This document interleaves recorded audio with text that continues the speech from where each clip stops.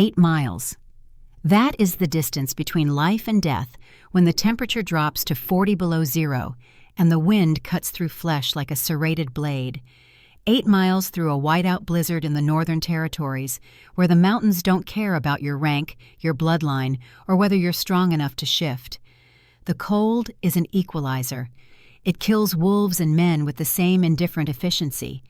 8 miles might as well be 800 when every step could be your last, when the snow reaches your waist and the wind steals the breath from your lungs before you can use it, when your body begins the slow shutdown that ends in a frozen grave no one will find until spring. Elena Frost had learned this truth the hard way. At 22 years old, she had survived 10 winters alone in an abandoned weather station perched on the shoulder of Widow's Peak, 3,000 feet above the tree line. The station had been built in the 50s by humans studying atmospheric patterns, then abandoned when the magnetic anomalies made their instruments useless. Now it was hers. Most wolves wouldn't last 3 months in that isolation. The loneliness would break them first, then the cold would finish the job. But Elena wasn't most wolves.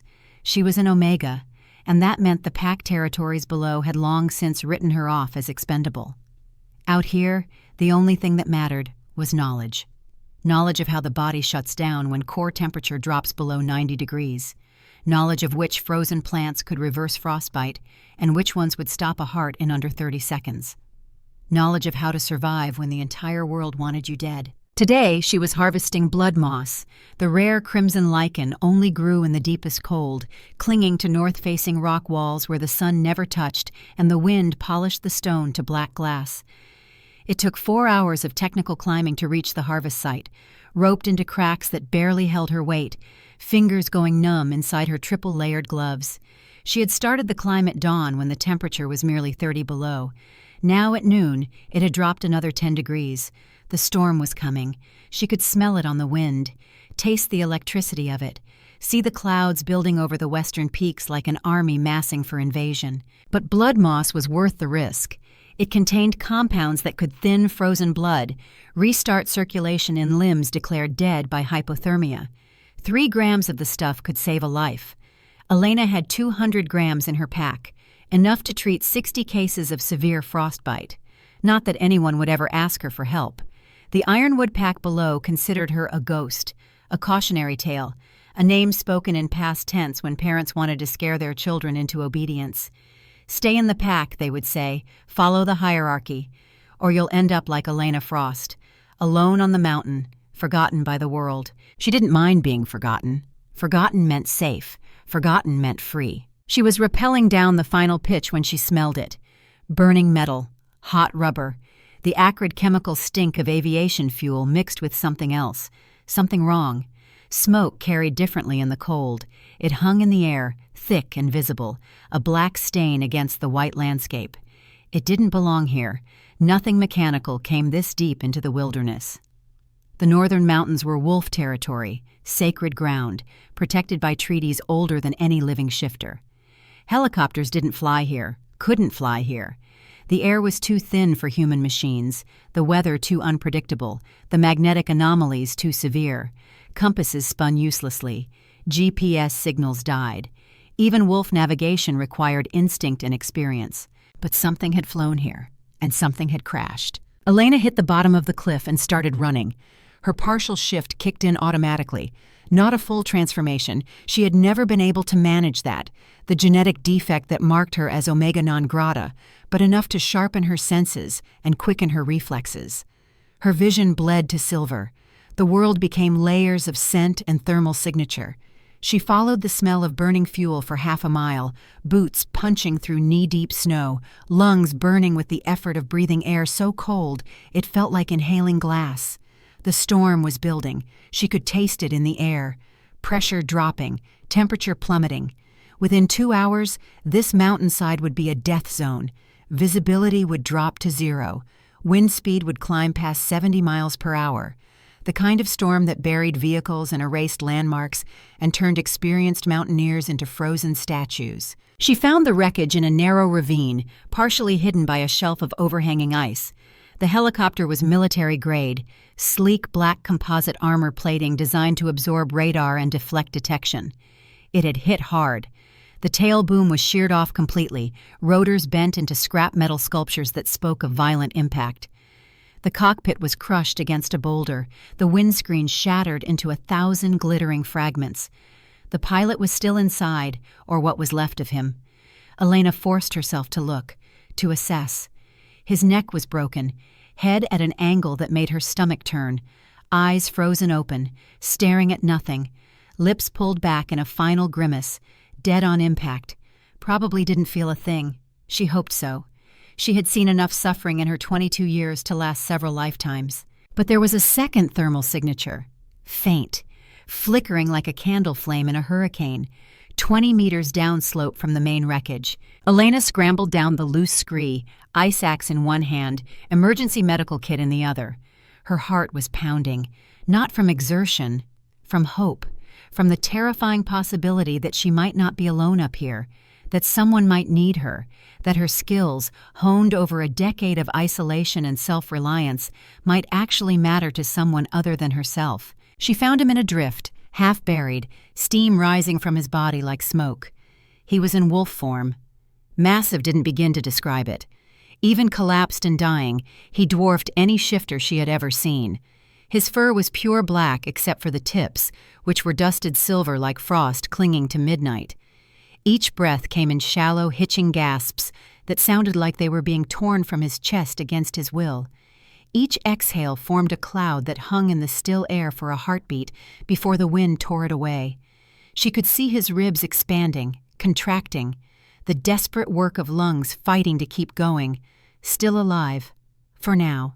Elena dropped to her knees beside him, ignoring the snow soaking through her thermal pants. She ran her hands over his body, checking for injuries with practiced efficiency. Broken bones first. She palpated his legs, his spine, his skull. Nothing obvious. Internal bleeding next. She pressed carefully on his abdomen, watching for reactions. His breathing hitched when she touched his left side, but no blood on her gloves when she pulled them back. Then she found it. The wound on his left flank. A puncture, small and precise. Surgical almost. Not a gunshot. Not a blade. Something else. Something deliberate. She leaned closer, sniffing. Her wolf senses identified it immediately. Frostbite serum. Military grade. The kind of poison that didn't kill quickly because quick deaths left evidence and raised questions. It killed slowly, from the inside out, crystallizing the blood until the heart pumped frozen sludge instead of liquid. Death by internal hypothermia. The body temperature would drop degree by degree until the victim simply went to sleep and never woke up. Survival rate without treatment was less than 5%. With treatment, if administered within the first hour, you might hit 50%. Maybe. She checked her watch. The helicopter had crashed at least 90 minutes ago, judging by the amount of ice already forming on the wreckage and the temperature of the metal. That put him well past the golden window. He should already be dead. His heart should have seized. His blood should have crystallized into red ice. But he wasn't, which meant he was strong. Stronger than any wolf she had ever encountered.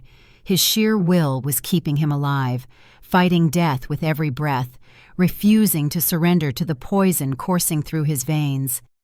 Elena recognized that kind of stubbornness. She had built her entire life on it. Survived when survival should have been impossible through nothing but refusal to quit. Elena looked at the sky. The storm was closing in fast. Visibility was already dropping. She could see maybe 50 feet now. In an hour, it would be 10. She could stay here, try to stabilize him on sight, and likely freeze to death herself when the blizzard hit full force. Or she could move him. 8 miles back to her weather station, 8 miles through worsening conditions, dragging 300-plus pounds of dying wolf behind her. 8 miles that would take 4 hours minimum in good weather, 6 or 7 in a storm, maybe more. It wasn't a choice.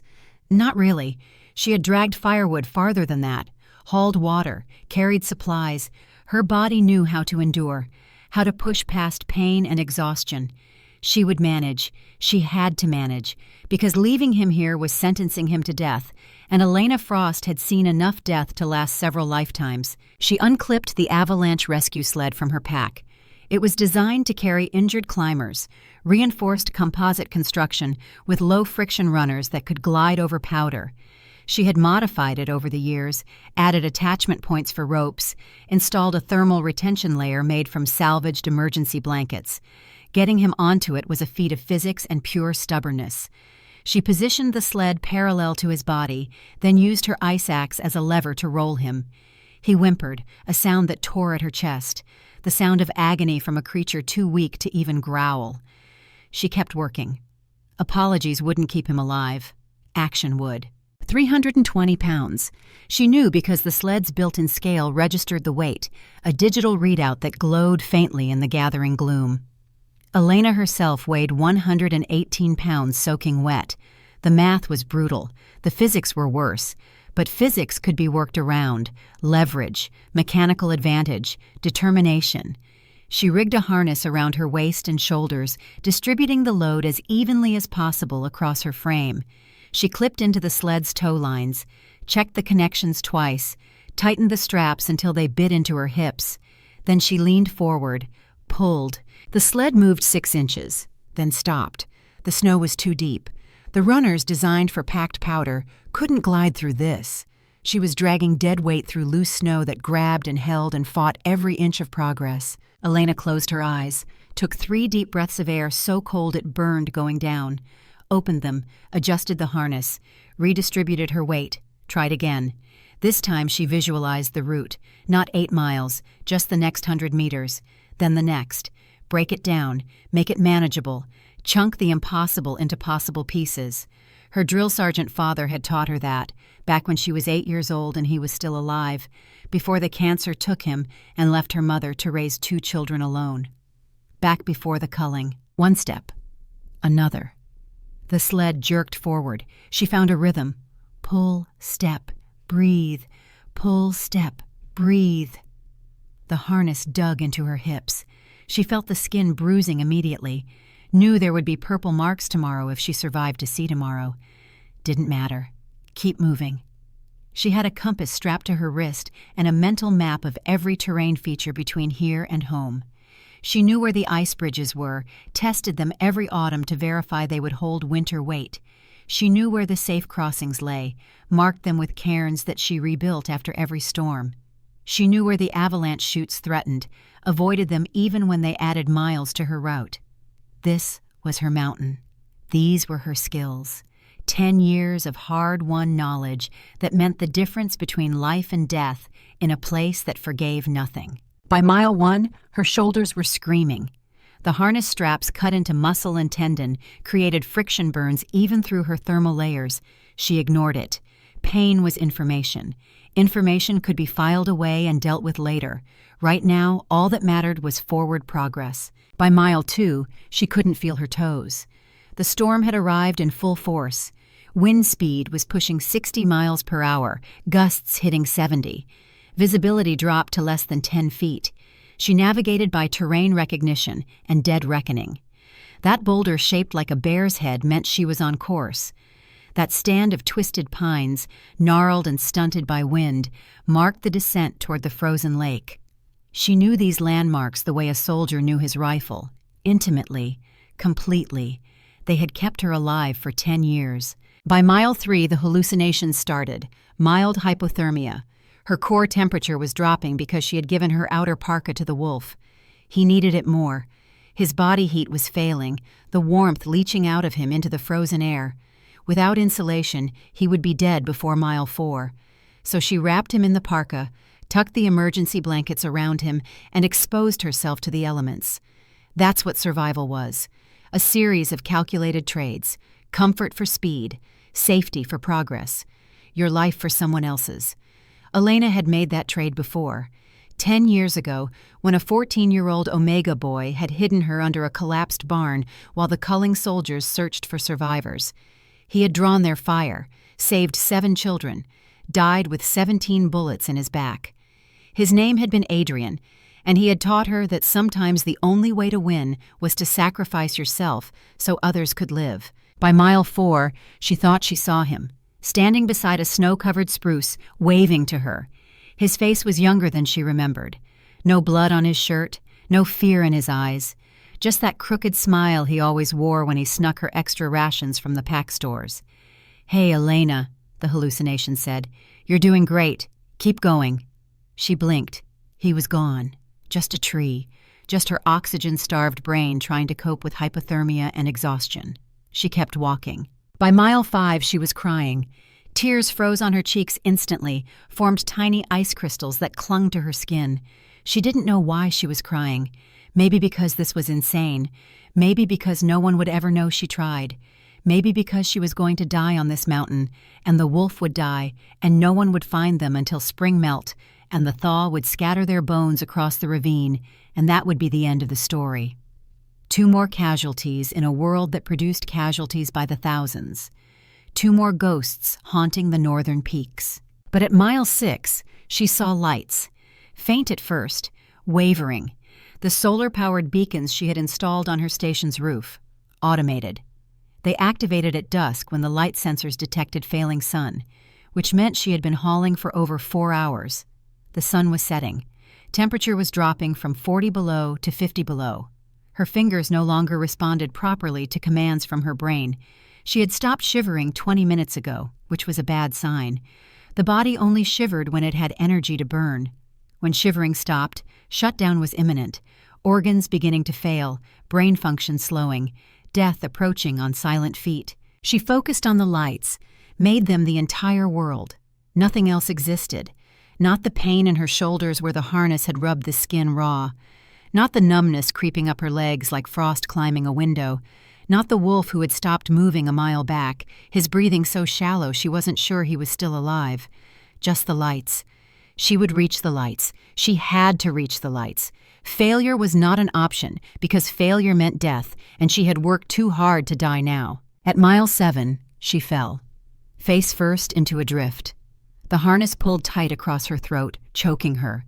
She lay there for 10 seconds, 20, 30. It would be so easy to just stay down, to let the snow cover her, to let the cold take her, to sleep. But the lights were so close now, maybe 200 meters. She had walked 200 meters 1,000 times. This was nothing. This was just 200 more meters between her and shelter. Elena got to her knees, then her feet, grabbed the rope, pulled. The sled moved, 1 meter, 2. She found reserves she didn't know she had, drew on them, emptied them. The final approach was a blur of white and pain and desperate forward motion. She remembered the ramp to her porch, remembered kicking the door open with a boot that barely felt connected to her body, remembered the blessed warmth of the dying embers in her wood stove, washing over her face like salvation. She hauled the sled across the threshold with one final desperate effort, muscles screaming, tendons threatening to snap, then collapsed onto the floorboards. The door slammed shut behind them, driven by wind that howled its frustration at being denied its prey. They were inside. They were alive. For exactly 60 seconds, she let herself lie there, let the warmth seep into her frozen skin, let her heart rate slow from its panicked sprint, let herself feel the accomplishment of 8 miles conquered. Then she forced her body to move, because stopping meant dying, and the wolf would die with her. The wood stove first. She crawled to it on hands and knees, every movement agony, shoved 3 split logs into the embers, blew on them until flames licked up the chimney, blessed heat beginning to fill the small space. The heat hit her face like a slap, stinging her frost-bitten cheeks. She stripped off her frozen outer layers, gloves first, peeling them away from skin that had bonded to the fabric. Boots next, unlacing them with fingers that barely worked. Her toes were white. Frostbite. Probably 2nd degree. She would deal with that later. Treat herself after she treated him. Right now, the wolf. She turned to him. He was still in wolf form, still breathing. Barely. The frostbite serum was winning its slow war. His blood was crystallizing degree by degree. She could see the black veins spreading from the injection site, spiderwebbing across his flank like cracks in ice. Another hour and they would reach his heart. Then it would be over. The poison would freeze the cardiac muscle solid. No amount of medical intervention could restart a frozen heart. Elena went to her medical shelf.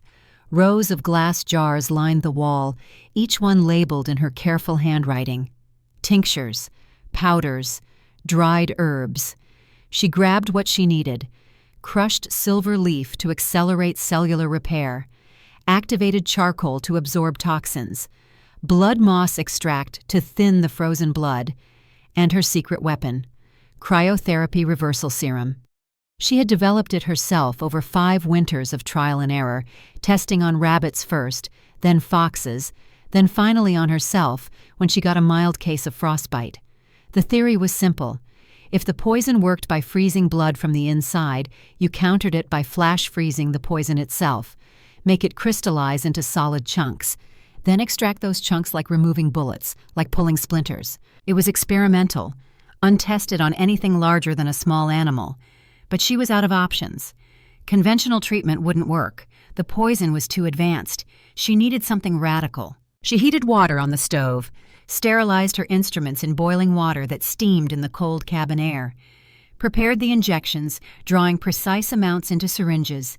Then she knelt beside the massive wolf and got to work. She shaved the fur around the wound with a straight razor, revealing gray flesh beneath.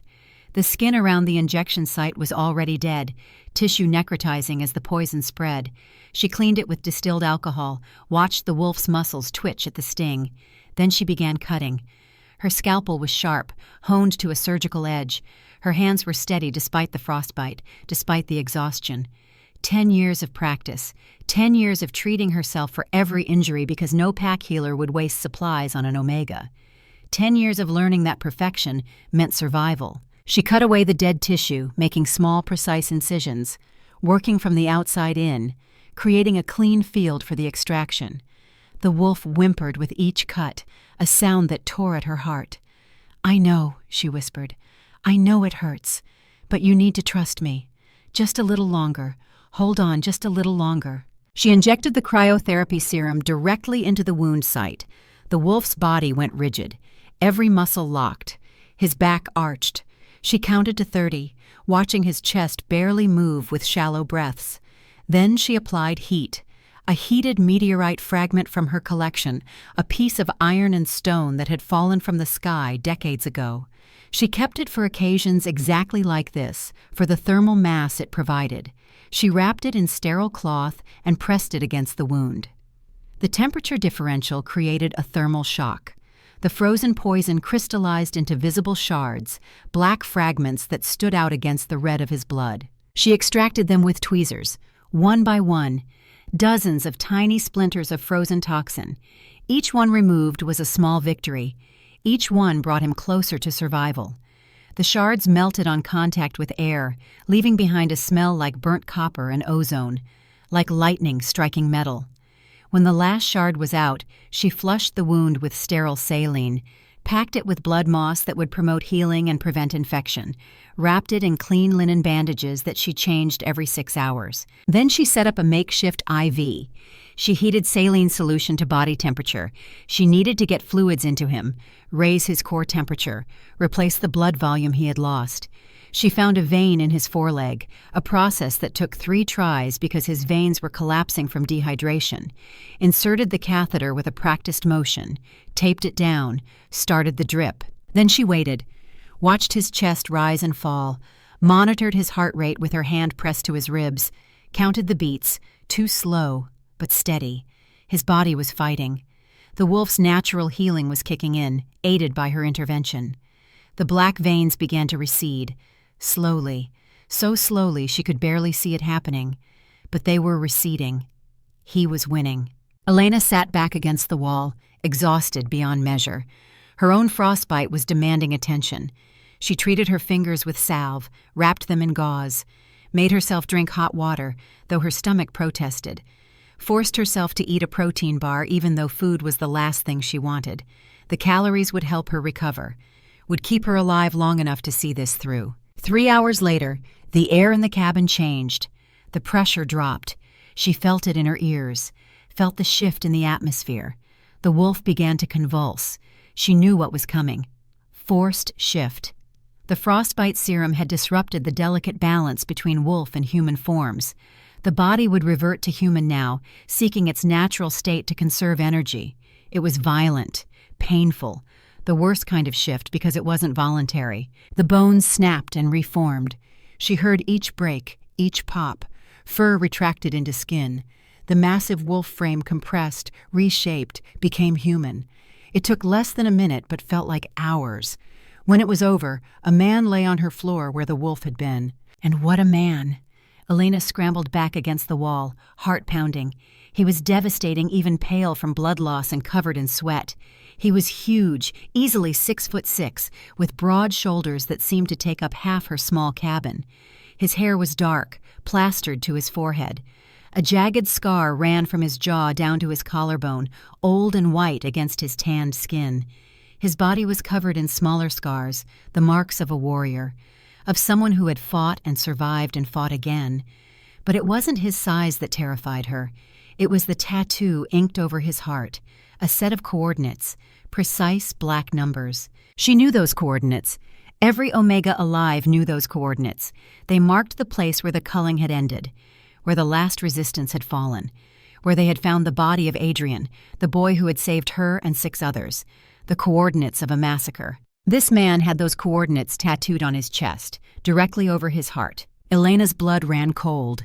She knew who he was. Everyone knew who he was. The Supreme Commander of the Northern Alliance, the Glacier, the wolf who never smiled, never showed mercy, never lost a battle. Magnus Stone, the Alpha King, the man who ruled 5 territories with absolute authority, who commanded 50,000 wolves, who could order her execution with a gesture and no one would question it. She had just saved the life of the most powerful wolf in the Northern Hemisphere, the man who could crush her without effort. Who might see her knowledge of Adrian's death as a threat? Who might decide that letting her live was too dangerous? She should run, should grab her emergency pack and disappear into the mountains and never come back. Start over somewhere else, somewhere he would never find her. But she couldn't move, could only stare at the coordinates tattooed over his heart and wonder what they meant to him. Wonder if he mourned Adrian or celebrated his death. Wonder if saving Magnus Stone was the bravest thing she had ever done or the biggest mistake. Before she could decide, he gasped. His back arched off the floor. His eyes flew open. Not gold like most wolves, not yellow. Pure silver, like mercury, like moonlight reflecting off ice. Delirious, lost in fever and pain. He looked at her but didn't see her. Saw something else. Someone else. His lips moved, forming a word, a name. Adrian. He said it again, louder this time, anguished. His hand reached out, grasping at empty air, searching for someone who wasn't there, someone who would never be there again. Tears cut tracks through the dirt on his face. The Glacier, the man famous for showing no emotion, was sobbing like a child, calling for his brother, for the Omega twin that no one knew existed. Elena's breath caught. Brother. Magnus and Adrian were brothers, twins, one Alpha, one Omega. That explained the coordinates, the grief, the wound that never healed. He hadn't celebrated Adrian's death. He mourned it, had marked the place of loss on his skin so he would never forget. She moved without thinking, caught his hand, held it tight. Her voice came out soft, instinctive. I am here. You are safe. You are not alone. Magnus Stone, Supreme Commander, Alpha King, looked at her with those fevered silver eyes. Recognition flashed, not of her face, of her scent. Pack bonds were based on scent. Mate bonds were based on scent. And in that moment, his wolf recognized what his human mind refused to accept, what biology demanded and hierarchy forbade. His body went rigid, his nostrils flared. He inhaled deeply, pulling her scent into his lungs like a drowning man finding air. His pupils dilated until they nearly swallowed the silver. The fever haze cleared for just a heartbeat. In that moment, she saw him see her, really see her. The recognition was instantaneous, absolute, undeniable. His hand tightened on hers with crushing force, possessive, claiming. The word that left his lips was part prayer, part curse, part inevitability. Mate! His other hand came up, trembling with effort, cupped the side of her face. His thumb traced her cheekbone with a gentleness that belied his strength. His voice was gravel grinding against stone. Mine. Always mine. Where have you been? The words didn't make sense. They had never met. But his wolf didn't care about logic. His wolf knew, recognized, claimed. Elena felt it too. The pull, the bond snapping into place like a key turning in a lock, like coming home after a lifetime lost. Her own wolf, stunted and broken as it was, surged forward, responding, accepting, yearning for connection after 10 years of isolation. No. Elena shook her head, trying to break the spell, trying to be rational. No, you're confused. It's the poison, the fever. I'm just Elena, nobody, nothing. You don't know me. But his wolf refused to listen. His hand slid to the back of her neck, firm but not painful, possessive but not cruel. He tried to pull her closer, tried to bury his face in the curve of her throat where her scent was strongest. You saved me. His voice was breaking, raw with emotion. Carried me, fought for me, bled for me. Mine, my omega, my mate, my salvation. Elena felt her resistance crumbling under the weight of his certainty, felt the warmth of his palm against her skin, felt the rightness of it even though it was wrong, impossible, forbidden by every law of their society. For 10 years she had been invisible, disposable, a ghost haunting the edges of pack life, and now the most powerful wolf alive was looking at her like she was the only thing in the world that mattered, like he would burn empires to keep her, like she was precious beyond measure. It was intoxicating, terrifying, perfect. She placed her free hand on his chest, feeling the steady beat of his heart beneath her palm. Right over the coordinates, right over the mark of his grief. You need to rest, she said, forcing herself to be practical, even as her heart screamed at her to accept, to claim, to surrender to the bond. The poison is still in your system. You're not thinking clearly. This isn't real, it can't be real. Aunt. He looked at her for one more heartbeat. 2. His silver eyes searched hers, looking for something. Acceptance, maybe. Permission. Understanding. She saw the exact moment the fever took him again, saw his pupils contract, saw confusion replace certainty. But before he slipped under, he whispered one more time, mine. Then his eyes rolled back. His hand went limp. He was unconscious again. Elena sat there, breathing hard. Her heart was trying to punch through her ribs. Mate. He had called her mate. It was impossible. Biology didn't work that way. Alpha kings didn't mate with outcast omegas. The hierarchy forbade it. Society would never accept it. But she had felt it too.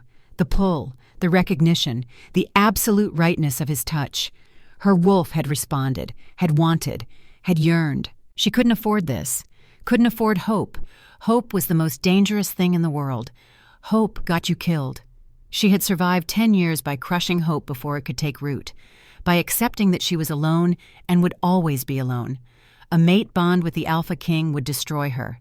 Either he would reject her when he woke, truly woke, and she would shatter into pieces too small to reassemble, or he would claim her and she would lose the only thing she had left, her freedom, her independence, her hard-won survival. Elena stood up on shaking legs, checked his vitals with professional detachment, even though her hands trembled, pulse steady at 70 beats per minute, temperature rising slowly, the fever breaking as his body fought off the last of the poison. He would survive the night. In the morning, she would contact his guard, turn him over, disappear back into her mountain. Forget this ever happened. Forget the feeling of his hand on her face. Forget the certainty in his voice when he called her his. Forget the way her wolf had sung in response. But even as she thought it, she knew it was a lie. You don't forget the moment your world splits in two. You don't forget the man who looks at you like you're everything. Even if it's fever talking, even if it's impossible, some moments carve themselves so deep into your bones that they become part of your skeleton. This was one of them. Elena wrapped herself in a blanket and sat in the armchair by the stove. She kept her knife in her lap, not because she feared him, because she feared what was coming. She had seen the coordinates on his chest, had heard him call for Adrian. The Alpha King was connected to the culling, to the massacre, to the boy who had saved her life. And if Magnus Stone woke up and realized she was one of the survivors, one of the witnesses, he might see her as a loose end, a threat to whatever secrets those coordinates represented.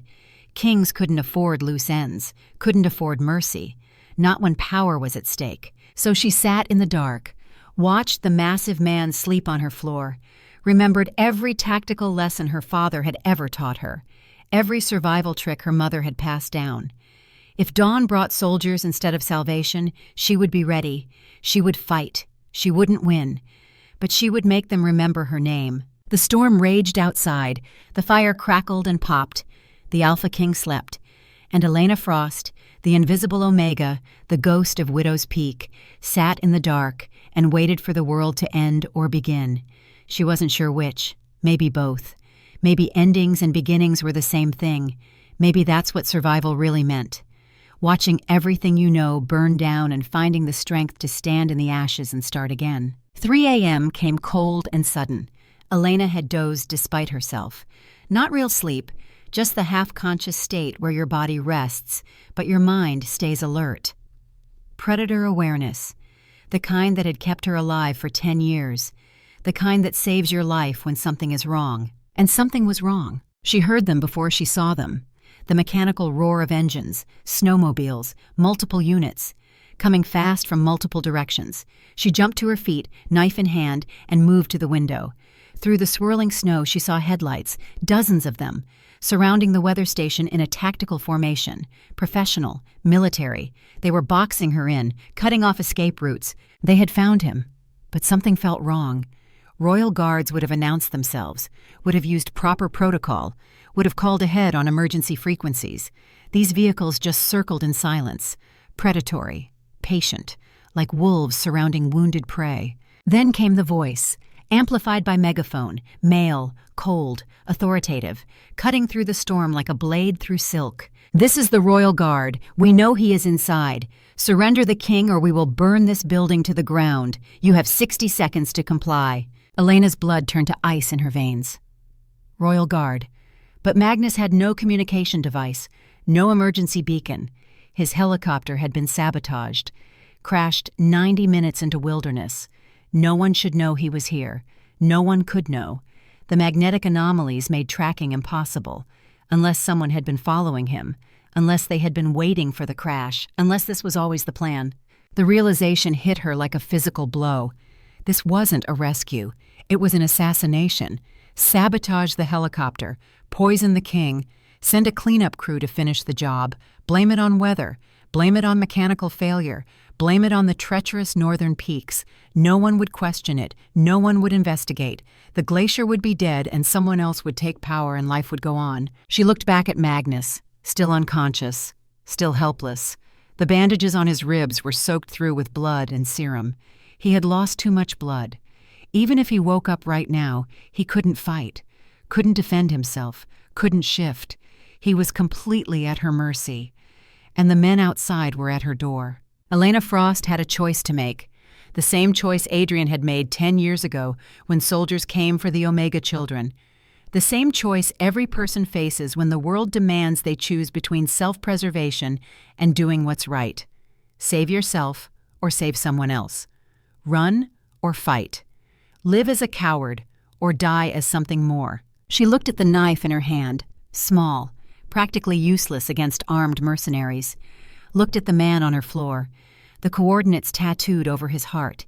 If Magnus Stone died tonight, whoever orchestrated this would win, would take power, would bury the truth about the culling along with the last witness. And Elena would lose the one person in 10 years who had looked at her like she mattered.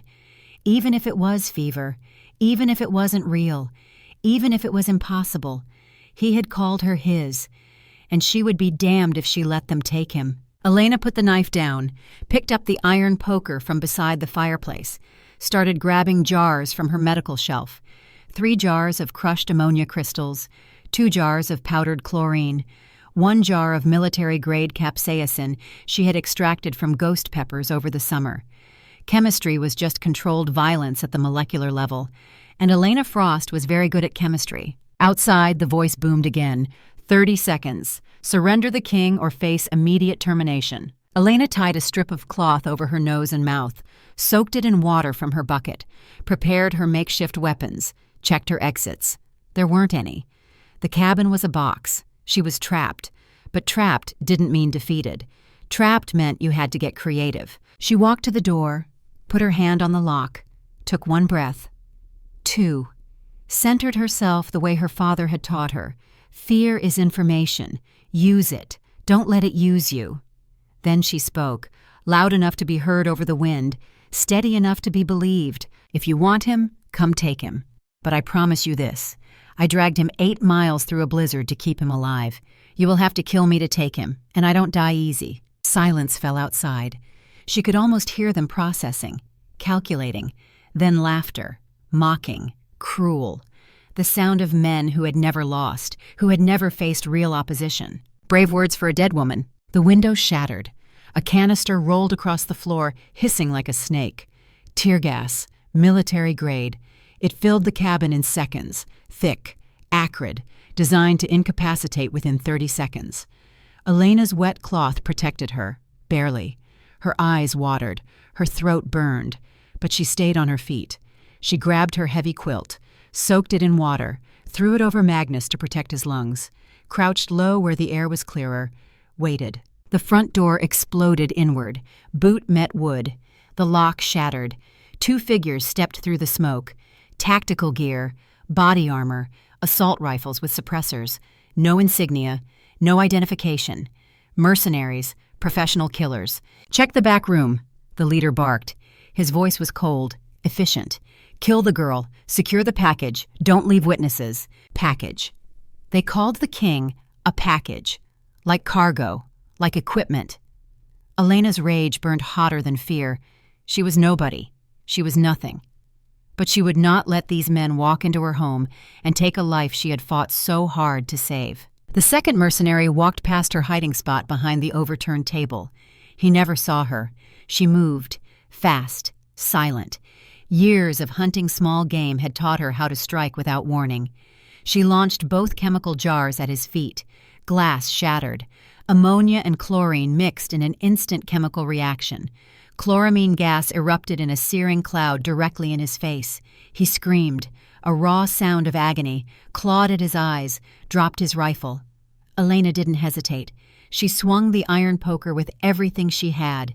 Connected with his kneecap. The bone didn't just crack, it shattered. He went down hard. The leader spun around, raised his weapon, fired 3 times. Suppressed rounds tore into the table. Wood exploded into splinters.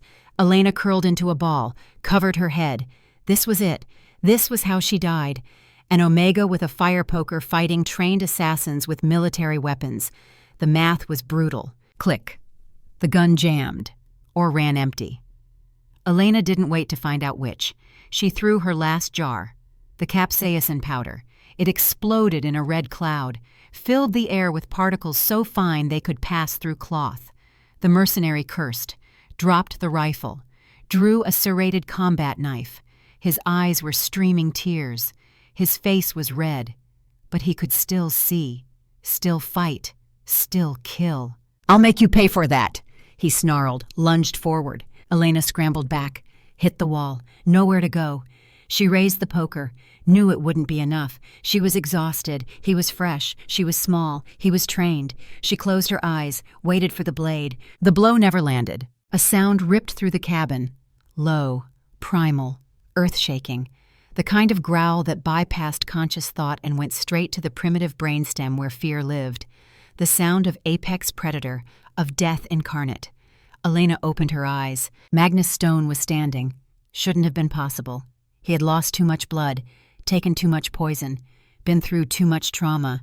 But he was standing, swaying, pale as death, bandages soaked red, but on his feet, and his eyes were black, not silver, not human, pure void. The wolf taking complete control, protecting its mate from threats it would destroy regardless of cost. "Your Majesty." The mercenary froze, voice filled with shock and fear. "You should be dead." Magnus didn't speak. Didn't need to. Words were for diplomacy, for negotiation. This was beyond words. He moved with a speed that defied physics. That made a mockery of his injuries. Caught the mercenary's wrist in mid-strike.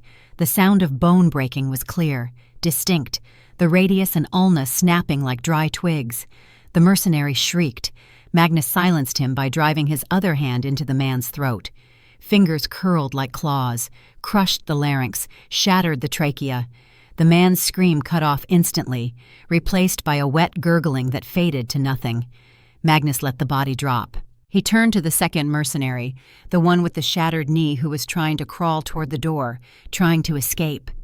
Magnus took one step, brought his heel down on the back of the man's skull.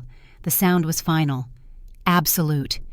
When Magnus lifted his foot, the mercenary wasn't moving anymore. Silence returned to the cabin, save for the howling wind outside, save for Magnus's ragged breathing. He stood among the bodies, chest heaving, blood running down his side from torn stitches. He looked at his hands, at what he had done. Confusion warred with adrenaline. Then he turned, looked at Elena. She was still pressed against the wall, soot on her face, blood in her hair, trembling from adrenaline crash. The violence she had just witnessed was beyond anything she had experienced. The brutality, the efficiency, the complete absence of mercy. It terrified her. Magnus saw her fear, saw her flinch. Something in his expression cracked. Pain flashed across his face. Not physical, emotional. He had frightened his mate, had made her afraid of him. He held out a hand, palm up, submissive, non-threatening, a gesture that cost him dearly.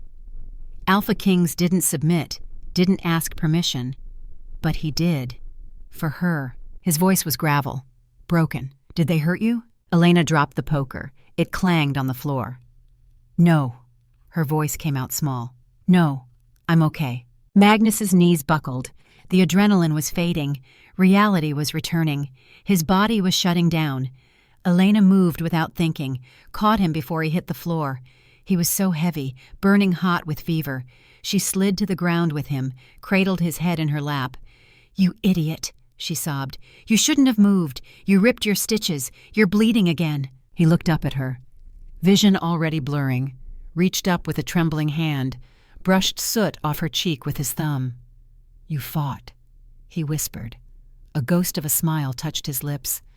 "My Omega fought for me."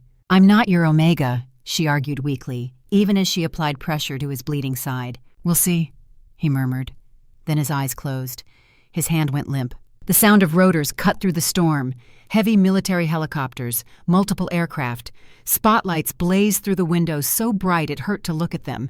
A voice boomed from above, amplified, female this time. "This is Commander Sasha Kozlov of the Elite Royal Guard. Surround the perimeter. Secure the king. Lethal force is authorized against any hostile targets." Elena stiffened. More of them. But Magnus's hand twitched, found hers, squeezed weakly. "Sasha." He breathed out, his voice barely a whisper. "Sasha is good. Trust her." Then his hand went limp, his head lolled to the side. Medics burst through the door seconds later. Professional, efficient. They saw the bodies, saw the king on the floor, saw a small blood-covered Omega holding him. One of them tried to pull her away. Elena snarled, actually snarled, didn't let go. A woman entered, tall, scarred, a mark cutting through her eyebrow. She wore combat gear, carried herself like someone who had commanded soldiers in actual battles. Her weapon came up, aimed at Elena. "Step away from him, now!" Elena's protective instinct overrode every bit of common sense. "Don't you dare!" she screamed back. "He's bleeding out. If I let go, he loses pressure. I'm the only thing keeping him alive." The commander, Sasha, froze, shocked by the defiance, by the audacity, and Omega shouting at the head of the Royal Guard. It should have been suicide. But before Sasha could respond, Magnus let out a low growl, weak but unmistakable. Command. His hand found Elena's again, interlaced their fingers with the last of his strength. Silver eyes opened, locked on his commander. "Mine," he choked out. "Save her." He looked at Elena, held her gaze. "Don't leave me." Then his hand went limp. His head fell back. The monitors the medics had attached began to scream, flatline, cardiac arrest. The cabin exploded into controlled chaos. Medics swarmed. Someone pushed Elena aside. She hit the floor, watched them work, watched them try to restart the heart of the most powerful man in 5 territories. Watched the monitors spike and fall and spike again. Watched his chest rise and fall under manual compressions. "Don't you die," she whispered. "Don't you dare die after everything. After 8 miles, after fighting, after calling me yours. You don't get to say that and then leave. You don't get to make me care and then disappear. Stay. Please stay. The monitors beeped. Steady rhythm. Heartbeat restored. The medics exhaled as one. Sasha barked orders. Get him on the chopper. Move now. They lifted him onto a stretcher, strapped him down, started toward the door. Elena tried to follow. A guard blocked her path. Massive. Armed. She's with me. Sasha's voice cut through. The guard stepped aside. Elena stumbled after them, into the storm, toward the waiting helicopter. She had no coat, no shoes, just bloody clothes and frostbitten hands. But she didn't stop. Couldn't stop, because Magnus Stone had called her his, had told his most trusted commander to save her. And Elena Frost, who had been invisible for 10 years, suddenly mattered, suddenly existed, suddenly had a reason to survive beyond simple spite. They loaded Magnus into the chopper. Medical equipment surrounded him. Sasha pulled Elena aside, had to yell over the rotors. Who are you? Elena Frost, Elena yelled back. I'm nobody. Sasha looked at her. Really looked. At the bruises forming on her hips from the harness. At her frostbitten fingers. At the determination in her eyes that had kept her going for 8 miles. Then the commander glanced at Magnus, at how his unconscious body turned toward Elena even now, oriented to her like a compass to magnetic north. Sasha's expression shifted. Understanding, disbelief, recognition. You're his mate, Sasha said. It wasn't a question. Elena didn't answer. Didn't need to. The truth was written in her scent, in Magnus's reaction, in the bond neither of them wanted, but both of them felt. Sasha cursed, looked away, then back, made a decision. Get in. Elena climbed into the helicopter. Sasha followed. The door slammed. The rotors screamed. They lifted off. The weather station fell away below. 8 miles of mountain, 8 miles of blood and snow and survival. Elena had walked that distance dragging a dying king. Now she flew over it in seconds, heading toward a world she didn't understand, toward politics and danger and a mate bond that biology said was impossible, but her heart knew was real. She looked at Magnus strapped to the medical gurney, at the rise and fall of his massive chest, at the coordinates tattooed over his heart, at the man who had looked at her like she was everything. And she made a decision. If this was her fate, she would face it the way she faced everything else, with competence, with courage, with the quiet strength of someone who had survived when survival should have been impossible. She had carried him 8 miles. She would carry him as far as needed, until he could walk on his own, until they both found whatever they were searching for, together or apart. That was tomorrow's problem.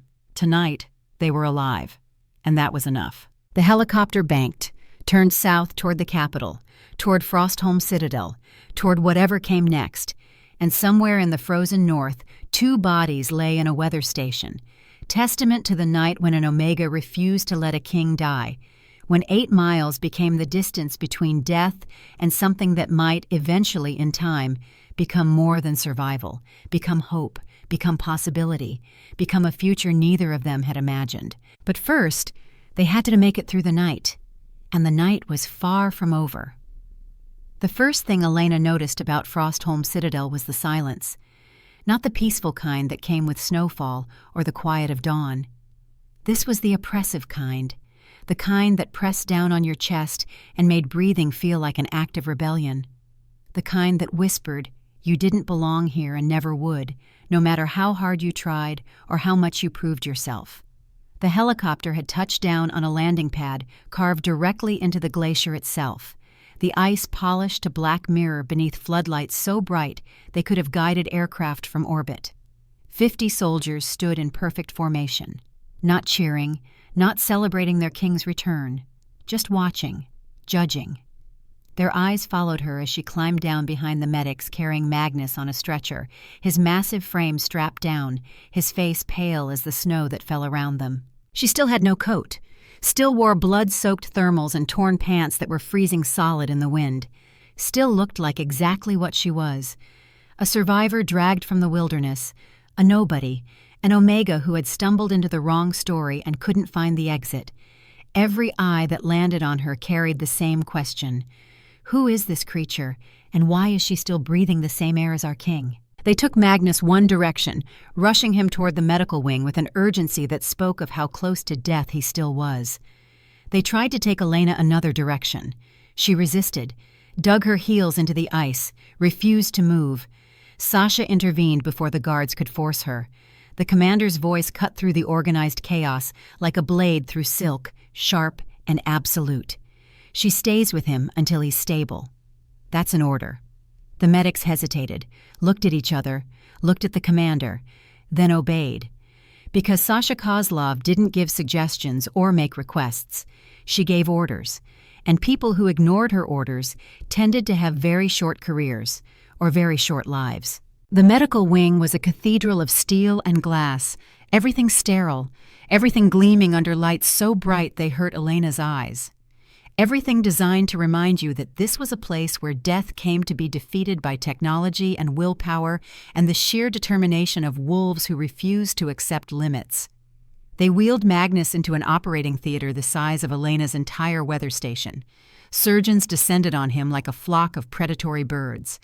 Elena was pushed to the observation gallery above, forced to watch through reinforced glass as they cut away her bandages with professional disdain, criticized her field medicine with raised eyebrows and disapproving murmurs, made sounds that suggested they found her cryotherapy extraction crude, amateur, barely adequate. She wanted to scream at them, wanted to tell them he was still alive because of that crude medicine, that their pristine tools and advanced degrees and fancy equipment meant nothing on a mountain at 40 below where survival came down to knowledge and guts and the willingness to try something radical when conventional wisdom said to give up and let death win.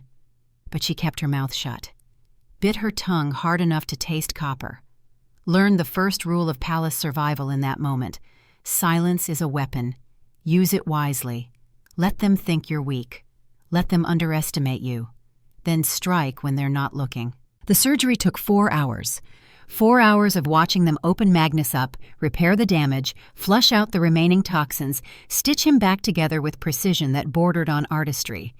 When they finally emerged, the lead surgeon looked exhausted but satisfied. He spoke to Sasha in medical jargon Elena mostly understood, having taught herself medicine from books scavenged from abandoned human settlements. Frostbite serum at 80% saturation. Another hour and it would have crystallized his heart muscle completely. The extraction work was amateur but effective, saved his life. Whoever did this had 3 years of toxicology training minimum. He paused, looked toward the gallery where Elena stood. Who did the field medicine? Sasha pointed up at the glass. That Omega. The surgeon's eyebrows climbed so high they nearly disappeared into his hairline. Impossible. This procedure requires specialized training, equipment, controlled conditions. An Omega living alone in the mountains couldn't possibly have the knowledge or skill to attempt something this complex, let alone succeed. Elena met his eyes through the glass. Didn't smile, didn't frown, didn't give him anything. Just looked at him the way she looked at wolves who doubted her, like they were weather, temporary, ignorable, a force of nature that would pass eventually and leave no lasting mark. The surgeon looked away first, uncomfortable under that steady gaze. They moved Magnus to a recovery suite, private, guarded by 4 soldiers who looked like they could tear through walls. Elena tried to follow, was stopped by 2 more soldiers who materialized like ghosts from the shadows. Sasha appeared again, her scarred face set in hard lines. "Where are you taking her?" she demanded. "To secure holding, Commander, for debriefing and threat assessment, standard protocol for unknown civilians in contact with the king." Sasha's jaw tightened. Her hand moved to her sidearm in a gesture that was pure habit, pure threat. "I don't think so. She is under my protection until the king wakes." The soldiers didn't back down. They had their orders. From someone higher up the chain of command than a mere commander, someone who wanted Elena isolated, vulnerable, easy to make disappear if necessary. Elena saw it happening, saw the future branch into 2 paths. One led to a cell, an interrogation, an accident that no one would question.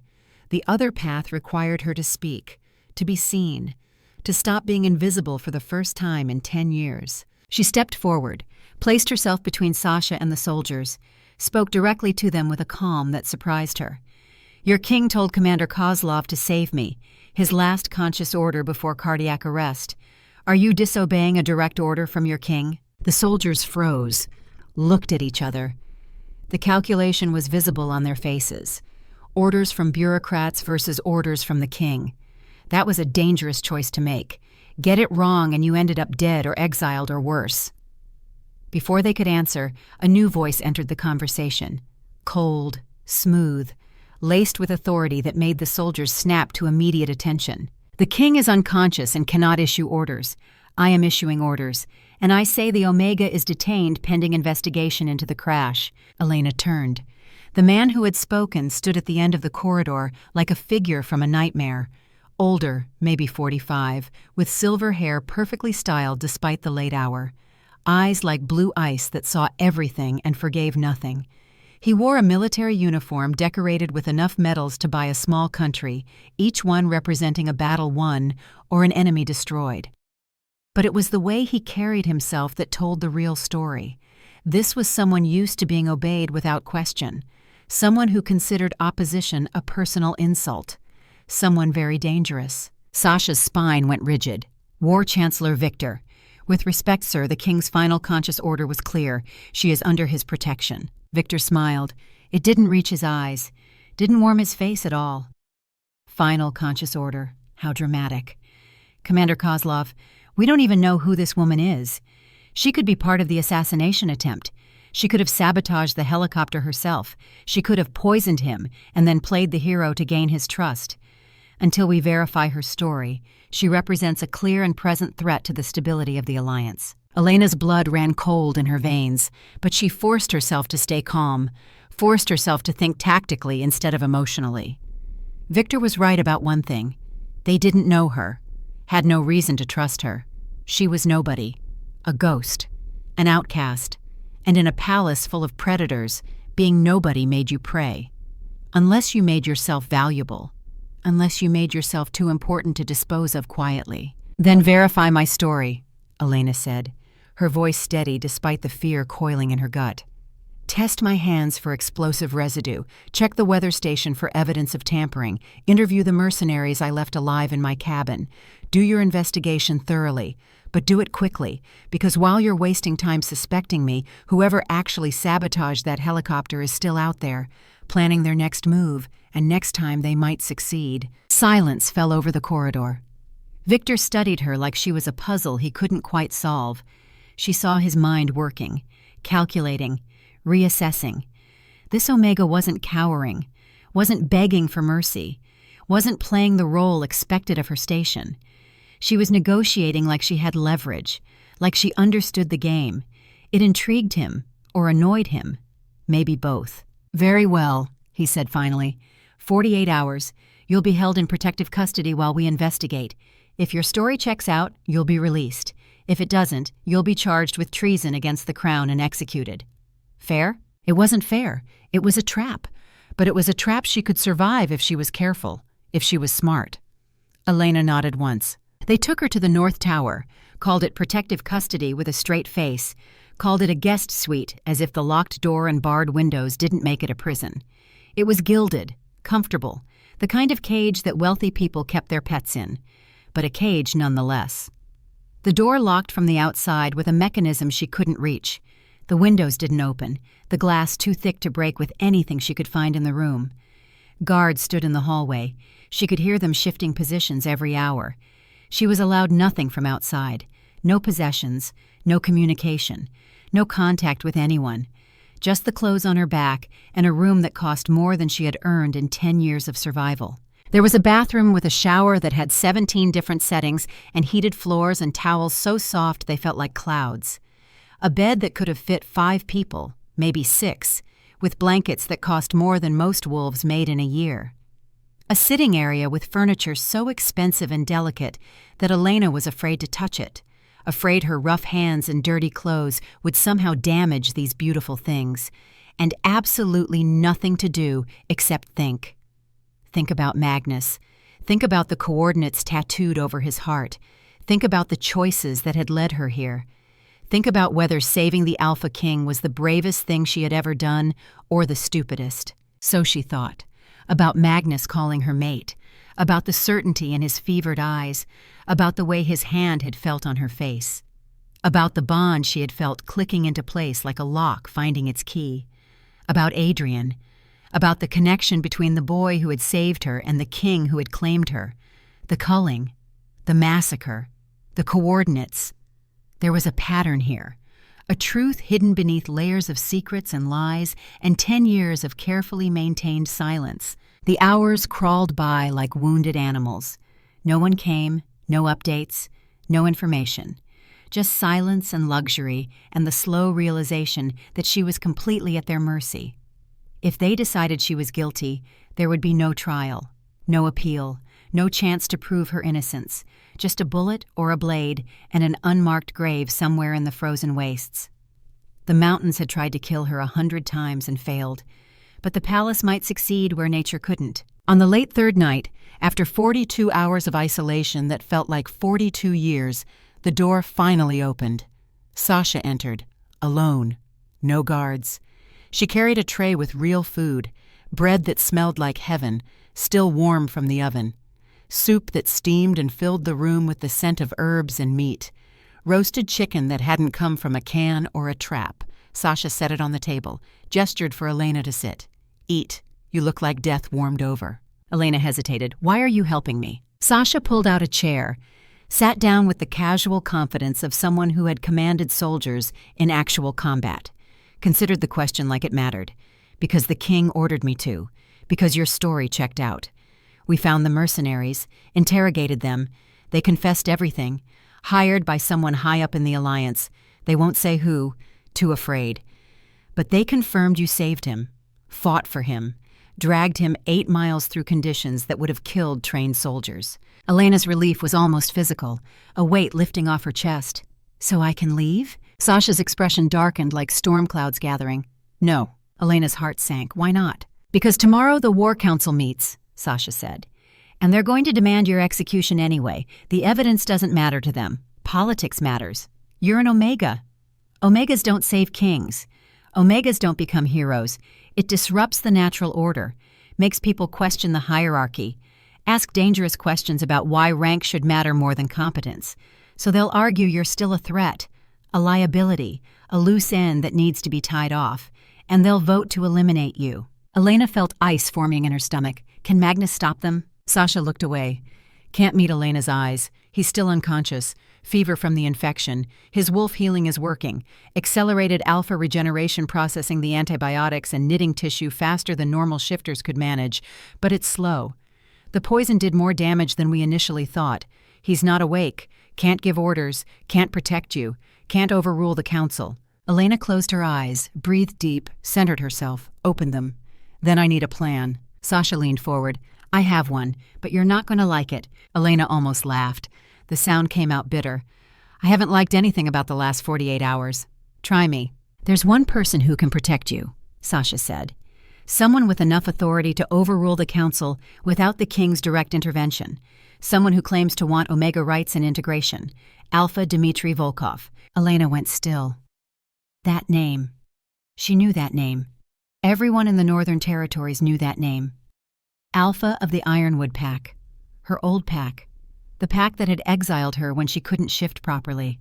The pack that had declared her Omega non grata and sent her into the mountains to die a slow death from exposure and loneliness.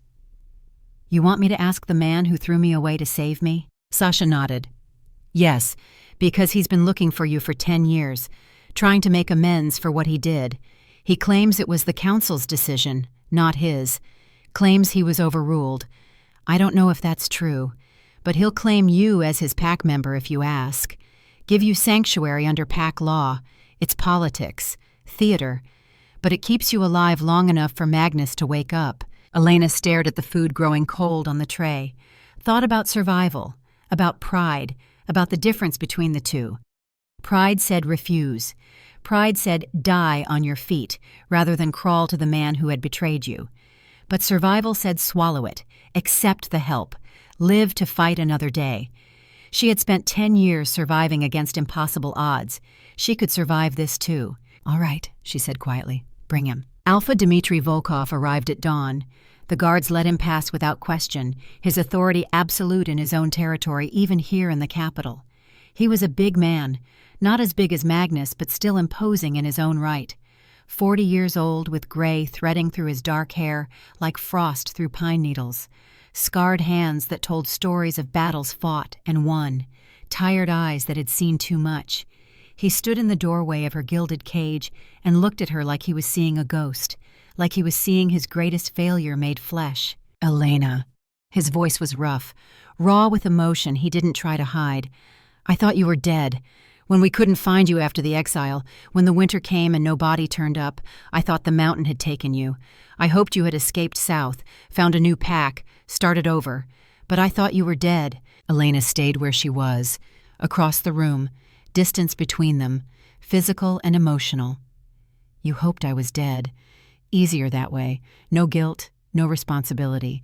No one to remind you of what you did." Dmitri flinched like she had struck him. "That's fair. More than fair. I deserve worse than words.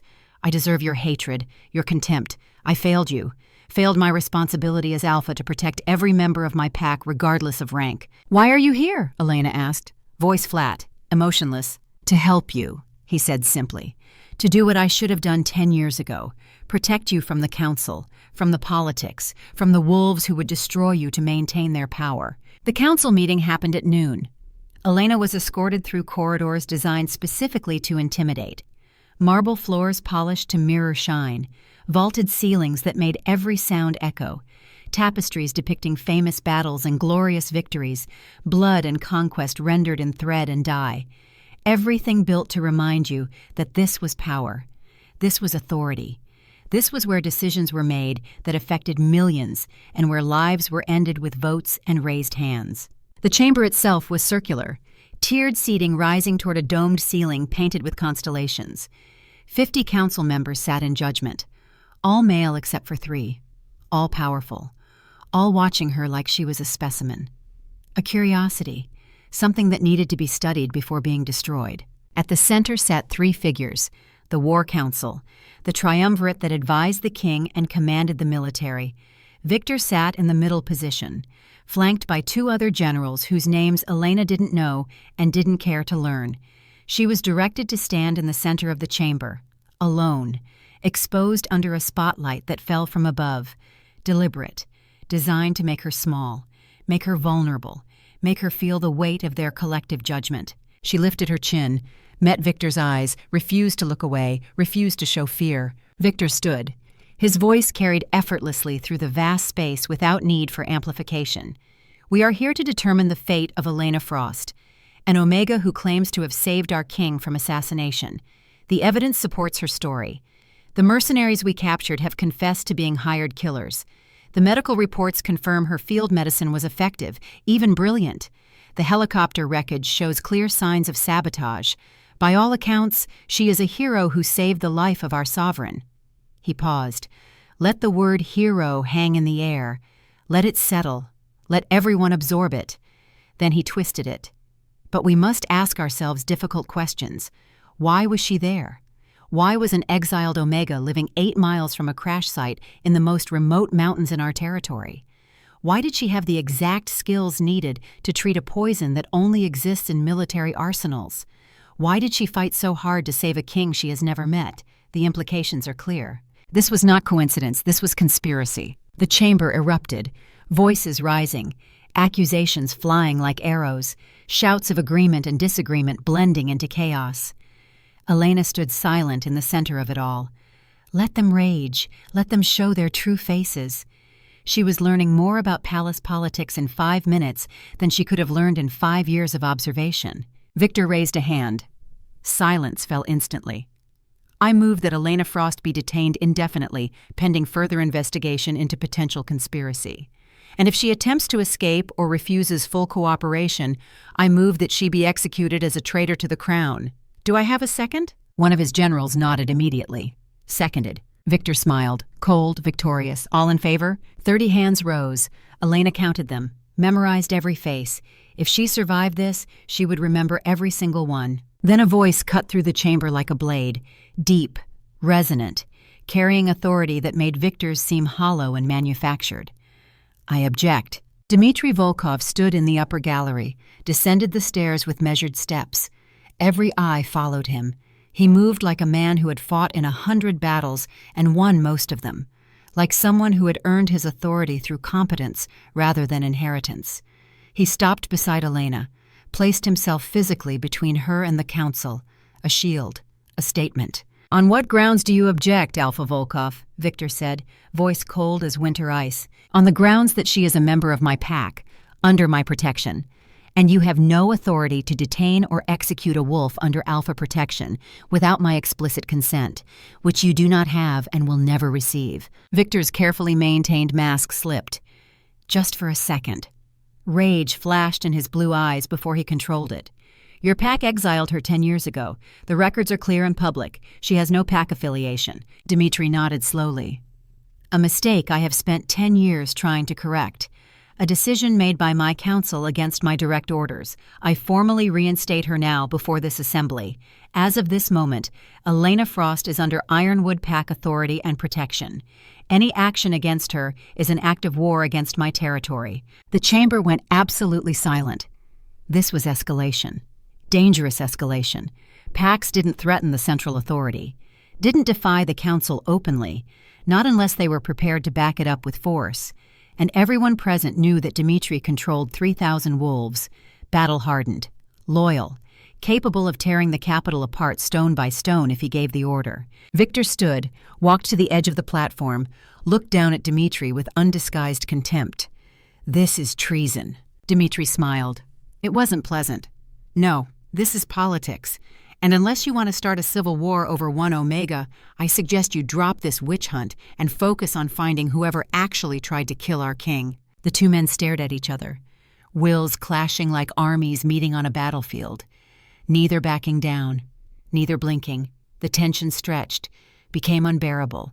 Then another voice entered the conversation, softer than the others, but somehow louder, carrying weight that silenced even Victor. "Enough." Magnus stood in the upper entrance, leaning heavily against the doorframe, pale, bandaged. His accelerated alpha healing had worked through the night and into the morning. The 4th antibiotics and his wolf's legendary regenerative power had brought him back from the edge of death faster than any normal shifter could manage. But he was still weak, still in pain. The effort of standing was visible in the tension of his jaw, in the white knuckles of the hand gripping the doorframe, in the careful way he moved. Every head turned, the king, awake, mobile, and absolutely furious. His silver eyes swept the chamber. Assessed, judged, landed on Victor like a predator spotting prey. "You were about to execute my mate." His voice was quiet, deadly, soft as falling snow and twice as cold. "Explain yourself, War Chancellor." The word mate hit the assembly like a physical blow. Shock rippled through the council members. Gasps, murmurs, disbelief. Victor's composure cracked completely. His face went pale, then red, then pale again. "Your Majesty." Victor's voice shook. "You're confused. The fever, the poison. You don't know what you're saying. You can't possibly mean that this Omega is your mate. It's biologically impossible. Rank incompatibility. The hierarchy forbids it." "I know exactly what I'm saying." Magnus pushed off the doorframe, started down the stairs. Every step was deliberate. Every step was agony that he refused to show. "Victor, this woman carried me 8 miles through a blizzard that would have killed you in 8 minutes. She extracted military-grade poison with improvised tools in a cabin lit by firelight. She held off 6 trained mercenaries with nothing but chemistry and an iron poker. She saved my life 3 times in 12 hours. She is more competent than half the wolves in this chamber, more intelligent than most of your precious council, more brave than any soldier I have ever commanded. And you want to kill her because she's an Omega? Because it's inconvenient for your politics? Because it challenges your precious hierarchy?" He reached the floor, crossed to Elena. Every eye in the chamber tracked his movement. He stood beside her, close enough that their shoulders touched. His hand found hers, held it. The bond snapped into place visibly. Everyone saw it, felt it. The way the king's body oriented to hers, the way his aggression softened fractionally in her presence, the way she grounded him. Magnus looked at Victor, at Dmitry, At the entire council. She is my mate. That makes her your Luna, your future queen, and anyone who has a problem with that can challenge me directly. I'll be happy to settle this the old way. Single combat. To the death. Any takers? Silence. Absolute silence. No one moved. No one spoke. No one breathed. Challenging the Alpha King to single combat was suicide. Magnus had killed the previous king in fair combat, had defended his title 17 times in 12 years against challengers who thought they could take him. No one was stupid enough to try for 18. Victor sat down slowly. The fight went out of him, for now. Dmitri bowed his head, accepting the new reality with visible relief. The council members looked at each other, uncertain, afraid. The natural order had just inverted, and Omega was becoming Luna. Everything they believed was being challenged. Magnus swayed. The adrenaline that had carried him down the stairs was fading, his injuries reasserting themselves. Elena caught him before he could fall. He was burning up with renewed fever, the infection fighting back against the antibiotics. "You idiot," she whispered, pressing close to support his weight. "You should be in bed. You're going to kill yourself." He looked down at her, silver eyes slightly unfocused but warm, warmer than she had ever seen them. "Had to make sure they didn't kill you." His voice was rough, raw. "Couldn't let them take you from me." Elena wanted to be angry, wanted to lecture him about taking stupid risks, but her traitorous heart warmed anyway, melted despite her best efforts to stay detached. "Thank you," she said, "for saving me." He squeezed her hand, leaned more weight on her than he probably intended. "Don't thank me yet. This isn't over. Victor will try again. Different approach, more subtle. We need to be ready." They moved him back to medical. Elena followed. This time, no one tried to stop her. She helped the doctors get him settled, watched them adjust IVs and monitors, waited until they left before sitting in the chair beside his bed. Magnus watched her with those unsettling silver eyes. "You don't have to stay," he said, voice tired but sincere. "You're free now, under Dimitri's protection. You could go back to your mountain, back to your life, away from all this." Elena looked at him, at the exhaustion carved into his face, at the vulnerability he showed only when they were alone, at the coordinates tattooed over his heart. "Yes, I do have to stay," she said quietly. "Why?" "Because you claimed me in front of the council, declared me your mate before the entire political structure of the alliance. That means we're in this together now, for better or worse, like it or not." Magnus closed his eyes. Pain flickered across his face. Emotional pain this time. "I'm sorry. I didn't ask your permission. Didn't give you a choice. I know it's not what you wanted. I forced you into a position you never asked for." Elena looked at him for a long moment. At this man who commanded armies but looked lost when talking about feelings. "It's not what I wanted," she said honestly, "but I understand why you did it. Politics, survival, making me too valuable to kill quietly, giving me protection I couldn't earn on my own." "Exactly." He opened his eyes, met her gaze. It was tactical, strategic, nothing more. She leaned back in this chair, studied the ceiling. "So what happens now?" "Now," he said quietly, "we figure out who tried to kill me. We find the conspiracy before they try again, and we stop them, permanently." The investigation started immediately. Sasha took point as head of security. Elena was consulted as an expert on the crash site and the poison. They brought her detailed photographs of the helicopter wreckage, asked her to examine every inch. She walked them through what she had found. "That bolt there," she pointed. "It's been loosened deliberately, not sheared by impact, not broken by stress. Someone used a wrench. And see that residue around the fuel line? That's thermite paste. Military-grade incendiary, designed to burn through metal when activated remotely. Someone sabotaged this helicopter, made it look like mechanical failure, but it was assassination." Sasha photographed everything Elena indicated, documented it with professional thoroughness. "Who has access to military thermite?" Elena asked. Sasha's face was grim. "About 50 people, all of them in this citadel, all of them with high security clearance, all of them supposedly loyal to the crown. So it's an inside job. Has to be." Sasha looked at Elena with new respect. "You have a good eye for detail." "I've had 10 years to learn that details matter," Elena said. "On the mountain, missing one detail can kill you. Looks like palace politics works the same way." Elena spent the next 3 days in the archives, reading reports, studying supply requisitions, analyzing troop movements, looking for patterns that didn't fit, anomalies that suggested conspiracy. She found it in the medical acquisition logs, the frostbite serum records. The poison that had nearly killed Magnus was rare, experimental. Only 3 people in the entire alliance had authorization to access it. 2 of them were dead, casualties from various battles. The third was Victor. She brought it to Sasha immediately. "This is circumstantial," Sasha said after reviewing the evidence. "Not enough to arrest a war chancellor, not enough to even question him officially. We need more." "Then we give him an opportunity to incriminate himself," Elena said. "We bait the trap, make him think he's winning, make him think Magnus is vulnerable, force him to act again, and this time we'll be ready." The plan formed over the next 2 days. Announced that Magnus was still critically ill, that the poison had done more permanent damage than initially thought, that his recovery was uncertain. Make Victor confident. Make him think his assassination attempt was slowly succeeding. Make him move before he was ready. Confident people made mistakes, and they needed Victor to make a mistake big enough to prove his guilt beyond any doubt. They announced it that night through official channels. "The king's condition has deteriorated.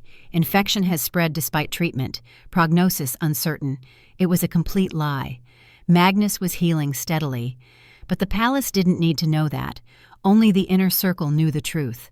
Elena, Sasha, Dmitri, and one more person who would become crucial to the plan. On the 4th night after the announcement, there was a knock on Elena's door.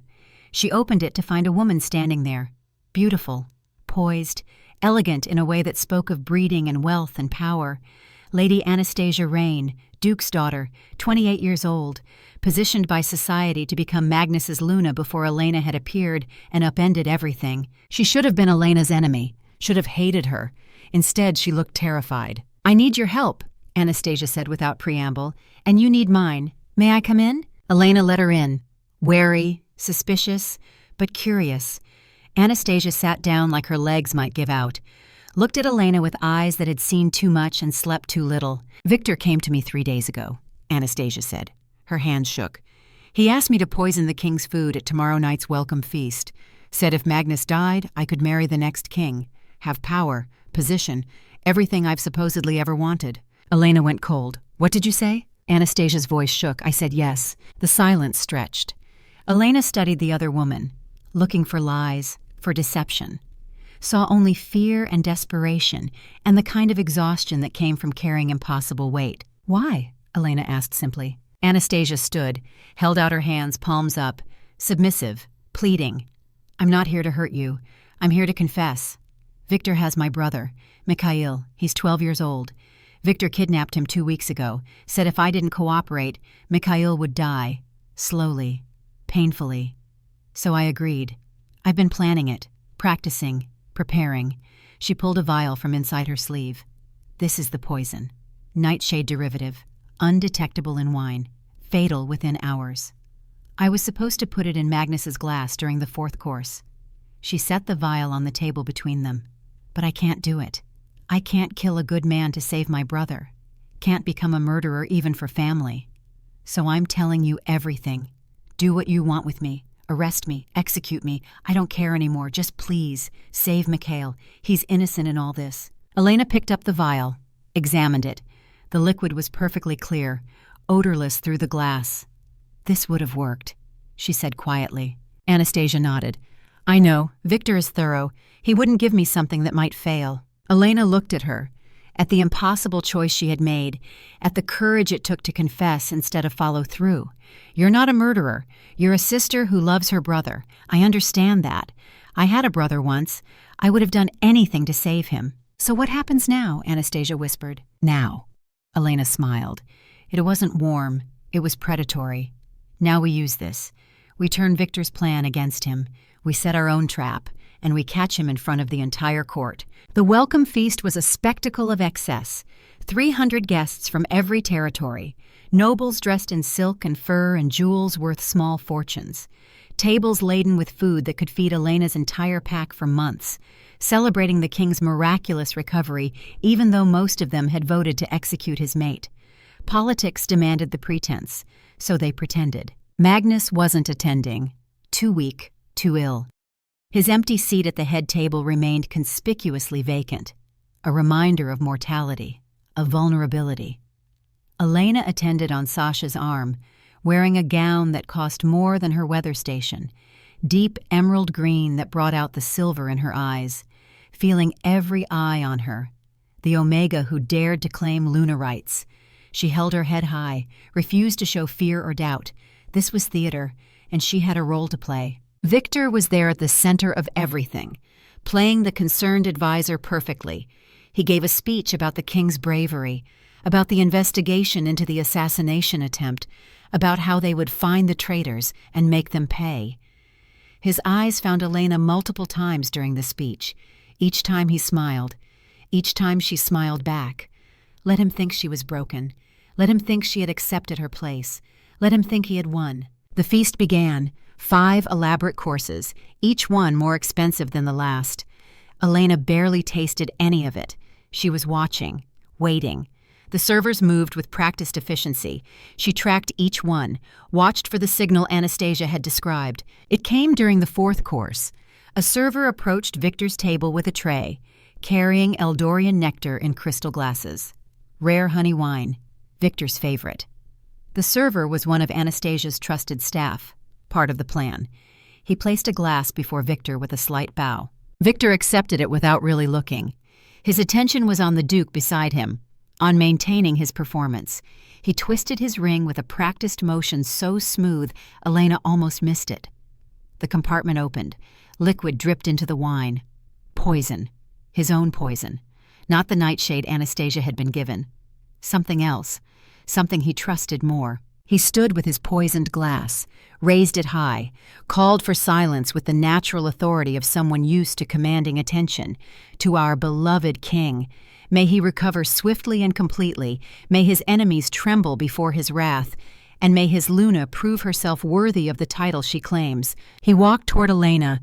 Every eye in the vast hall followed him.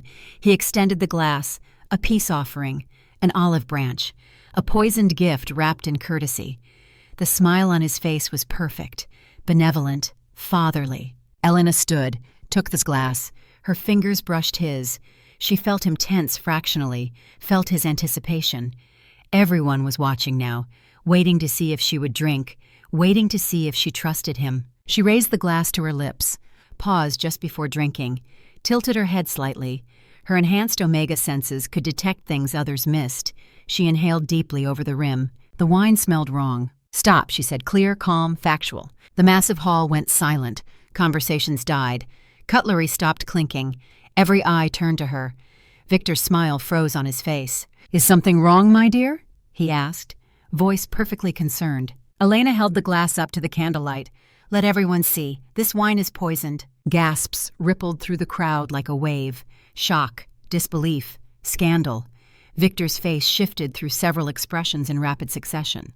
Surprise, concern, confusion, all perfectly acted. "Ridiculous," he said. "That wine is from my personal cellar, the finest vintage in the Alliance.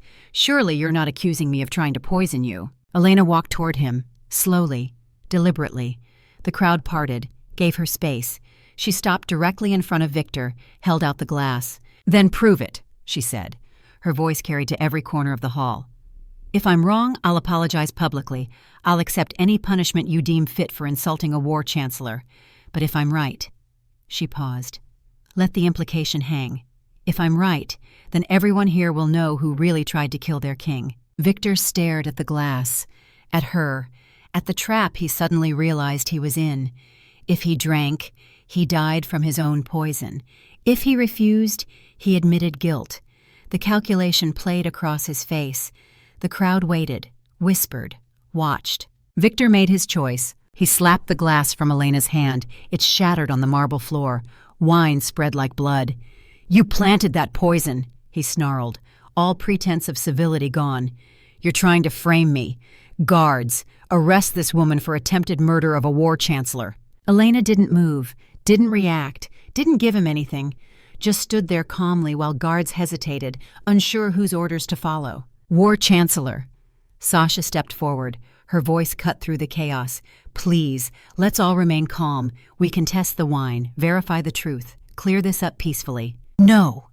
Victor's hand went to his sidearm. His mask had completely shattered. "No more games. This ends now." He drew the weapon, aimed it directly at Elena's chest, point-blank range. Then Dmitri was moving, faster than something his size should move. He tackled Victor from the side. The gun went off. The bullet went wide, shattered a priceless vase. Guests screamed, scattered. Royal guards swarmed in, pinned Victor to the ground. Sasha was there immediately. She wrenched the gun away, checked Victor's hands, found the ring, the hidden compartment. She opened it carefully. Liquid inside. She held it up for all to see. "Poison," she announced. "Military grade, enough to kill 20 people." The crowd saw it, understood what it meant. Their war chancellor, their trusted advisor, was an assassin, a traitor. Victor stopped struggling, laughed. The sound was bitter, broken, defeated. "You think this changes anything? You think arresting me stops what's coming? I'm just one piece, one soldier. The rot goes deeper than you can imagine." Elena knelt beside him, looked into his blue eyes. "Where is Mikhail? Where is Anastasia's brother?" Victor's smile was cruel. Coordinates 47.8891 north, 112.6472 west. Adrian's grave. If you want the boy, go get him. But you won't make it in time. My people have orders. If I'm arrested, they execute the child. You have 10 hours. The Citadel is 9 hours from those coordinates. In good weather. There's a blizzard coming. You'll never make it. Elena's blood turned to ice. She looked at Sasha. "We have to go. Now." Sasha was already moving, barking orders into her comm. "Prep the heavy chopper, full tactical team, maximum armament. Move." Elena stood, started for the exit. A hand caught her wrist. She turned. Magnus was standing there. How long had he been there? How much had he seen? He was fully dressed, armed, no longer pretending to be weak. "You're not going without me." His silver eyes were hard, determined. Elena wanted to argue, wanted to tell him he was still healing, still vulnerable. But she saw his expression, saw the coordinates tattooed on his chest visible through his partially unbuttoned shirt. Understood. This wasn't about the boy. This was about Adrian, about facing the place where his brother had died, about confronting 10 years of grief. "All right," she said, "but I'm flying." The helicopter ride was brutal. The blizzard Victor had mentioned was real. Wind shear tore at the aircraft. Visibility was absolute zero. Elena sat in the co-pilot seat, navigated by instruments and instinct. The coordinates were burned into her memory now, the same coordinates tattooed on Magnus's heart. Magnus sat behind her, silent. Dmitri and Sasha flanked him, all three armed, all three ready for war. They reached the coordinates with 50 minutes to spare, less time than Victor had calculated. Elena was a better pilot than he had anticipated. She spotted a clearing through a gap in the storm, signaled the pilot. They hovered, ropes deployed. Elena went first, slid down into whiteout conditions, hit frozen ground, scanned with thermal imaging. 3 signatures, 1 small, child-sized, 2 adult, guards. She signaled all clear. The others descended. They moved in tactical formation, found the structure, an old hunting cabin, fortified. 2 guards visible outside, maybe more inside. Sasha made hand signals. Flank left, suppress right, on 3. 1, 2, 3. They moved like ghosts. Sasha dropped the first guard with a suppressed round. Clean headshot. Dmitri took the second with a knife. Silent, efficient, professional. They stacked at the door. Magnus kicked it in. They flowed inside like water. Victor had lied. Not 2 guards total, 12, and they had been waiting. The fight was chaos. Close quarters, no room for tactics, just violence. Magnus shifted to hybrid form. Claws extended, strength multiplied. He tore through 3 guards before they could raise their weapons. Dmitri followed his lead, using his massive frame as a battering ram. Sasha provided precision fire. Every shot counted. Every shot killed. Elena moved along the wall, looking for the boy. Found him in a back room, tied to a chair. Terrified, but alive. She cut him loose with her knife. "It's okay. You're safe now. Your sister sent us." "Who are you?" Mikhail asked through tears. "A friend. Come on, we need to move." She led him toward the exit. A guard appeared, blocked the path, raised his weapon. Elena didn't hesitate. She threw her knife. It wasn't balanced for throwing, but she put everything behind it. It caught him in the throat. He dropped. She grabbed Mikhail's hand, ran. They burst into the storm. Behind them the sounds of combat faded, then stopped. Magnus emerged. Blood on his hands. Not his. Sasha next. Then Dmitri. All alive. All functional. Mission successful. They loaded into the helicopter. Mikhail sobbed with relief and terror. Elena held him. Let him cry. The coordinates fell away below. The place where Adrian had died. Where Magnus had lost his brother. Elena looked at Magnus. He was staring out the window, face unreadable. Back at the Citadel, Anastasia was waiting. She saw her brother. Collapsed. Sobbed. Held him like she would never let go. Thank you. Oh God, thank you all. Victor was in chains, awaiting trial. Magnus visited him in the cells. Elena insisted on coming. They stood outside the bars, looked at the man who had tried to destroy them. Why? Magnus asked. Why betray me? Why kill Adrian? Victor looked up. Even in chains he radiated contempt. Because he was an Omega. Because he proved that Omegas could be heroes. Could be brave and strong and worthy. And that threatened everything. He looked at Elena. Just like she does. Adrian saw through me. Knew what I was. So I killed him. Magnus went very still. What you are. Victor laughed. Bitter. Broken. My father was an Omega. I'm half-breed. Spent my whole life hiding it. Proving I was more alpha than anyone. Killed Omegas to prove I wasn't one of them. Adrian knew, so he died. And I spent 10 years trying to forget. But you wouldn't let me. You tattooed those coordinates on your chest, kept the wound open. So I tried to kill you too. The revelation hit like an explosion. Victor was part Omega, had orchestrated the culling, had killed thousands of his own kind. Self-hatred turned to genocide. Magnus turned away, walked. Elena followed, back to his quarters. He sat down heavily, looked at her. I don't know how to do this, he said. How to be with someone, trust someone, let myself need someone. Elena sat beside him. We figure it out together, one day at a time, partners. He took her hand. Partners, he agreed. For the first time since the crash, Elena felt hope, real hope. They had survived, together, and they were still standing, still fighting. It wasn't romance, not yet, but it was something, a foundation, a beginning. Outside, storm clouds gathered.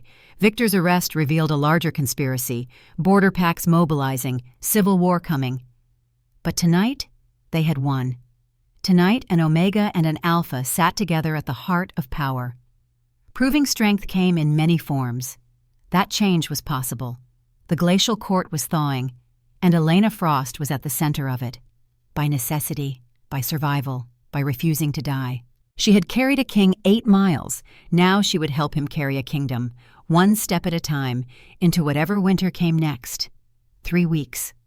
That was how long the fragile peace lasted after Victor's very public arrest and disgrace before the entire council. 3 weeks of surface calm while underneath, the territories churned with rebellion like a river freezing from the edges inward, ice spreading slowly and inevitably until everything locked solid and completely immovable. Border packs had watched their trusted war chancellor dragged away in heavy chains for treason and attempted assassination of their king. They had watched with growing horror as an Omega was elevated to Luna before any formal coronation or traditional approval process could be properly completed according to ancient customs. They had watched centuries of carefully maintained hierarchy shattered in a single dramatic council meeting that left the old guard reeling and gasping. And they decided collectively, pack by pack, that change had gone too far, moved too fast, destroyed too much of what they considered sacred and immutable. The Northern Alliance, painstakingly built over decades of careful diplomacy and occasional strategic warfare, fractured catastrophically in just 3 weeks of escalating political chaos. Elena stood in the war room at dawn, on the 22nd day since Victor's dramatic arrest, studying the territorial map spread across the massive obsidian table that dominated the center of the strategic planning chamber. Red markers indicated openly hostile pacts declaring independence or outright opposition to Magnus's continued rule. Yellow markers for uncertain loyalty, territories wavering precariously between allegiance and open rebellion. Green for confirmed allies still willing to fight for Magnus's right to choose his own mate, regardless of her rank or station. Far too much red bleeding across the territories like infection spreading through healthy tissue. Not nearly enough precious green to hold the strategic center or maintain critical supply lines. The mathematics of warfare were brutal and completely unforgiving, and right now the numbers looked absolutely catastrophic for their chances. Magnus stood beside her at the table, positioned close enough that their shoulders touched in that small contact that had become comfortable habit over the past 3 intense weeks of crisis management. A grounding point for both of them in the surrounding chaos, a reminder that neither stood completely alone against the gathering storm. "You don't have to be here for this," he said quietly, voice pitched low for her ears alone. "This is War Council business, military strategy and tactical planning, logistics analysis and supply chain calculations. You could rest, recover from everything you've been through. Let me handle the ugliness and inevitable violence." She glanced at him sideways, taking in the bone-deep exhaustion carved into his handsome face, despite his best attempts to hide it behind the glacier's legendary mask of cold indifference that had terrified enemies for years. 3 weeks of brutal 16-hour days coordinating defensive positions, managing territorial defections, shoring up wavering alliances, and dealing with endless political maneuvering from ambitious nobles who saw opportunity in crisis. "I'm your Luna," she said simply but firmly. "Your mate, your partner in absolutely everything. Where you go, I go. Where you fight, I fight. We settled this already during the council meeting when you claimed me publicly before everyone." He smiled at that statement, grim but genuine, a rare expression that actually reached his striking silver eyes and softened the harsh lines of his face. "Then we both go to hell together when this all falls apart spectacularly. At least the company will be excellent along the way to damnation." Sasha entered the war room without bothering to knock first, as was her hard-earned privilege as commander of the Royal Guard, her scarred face tight with fresh bad news that she carried like a physical weight on her shoulders. Magnus straightened immediately from his contemplation of the map. "Report? Give me the complete damage assessment." 3 more packs declared formal independence overnight while we were sleeping. Sasha's voice was clipped and professionally military, but Elena could hear the strain underneath the controlled bearing. Ironwood, Blackpine, and Stormridge. All 3 are absolutely critical territories for our eastern defensive perimeter against invasion. Dmitri is trying desperately to hold his territory together, but his council is demanding he publicly and formally renounce his alliance with you in the strongest possible terms. If he refuses their ultimatum, they're threatening to remove him by force and install someone more amenable to their political agenda and traditional views. We could lose our strongest and most reliable ally within days, maybe even hours if things deteriorate further. Magnus's jaw tightened visibly. Muscle jumped along his jawline. And the Southern Territories? What's Alaric's current position and estimated troop strength? Sasha's already grim expression darkened further, shadows pooling dramatically in the scars that marked her weathered face. Worse than the Eastern situation. Significantly worse. Duke Alaric sent a formal challenge this morning via armed messenger riding under flag of truce, official document sealed with his personal ducal crest in red wax. He claims your mate bond is completely illegitimate under alliance law and ancient tradition. Claims Elena used witchcraft or some kind of omega manipulation magic to ensnare you against your will and better judgment. Poison, maybe, or alchemical drugs that clouded your mind. He's demanding you dissolve the bond immediately and take a proper high-born Luna from an approved aristocratic family with suitable bloodlines.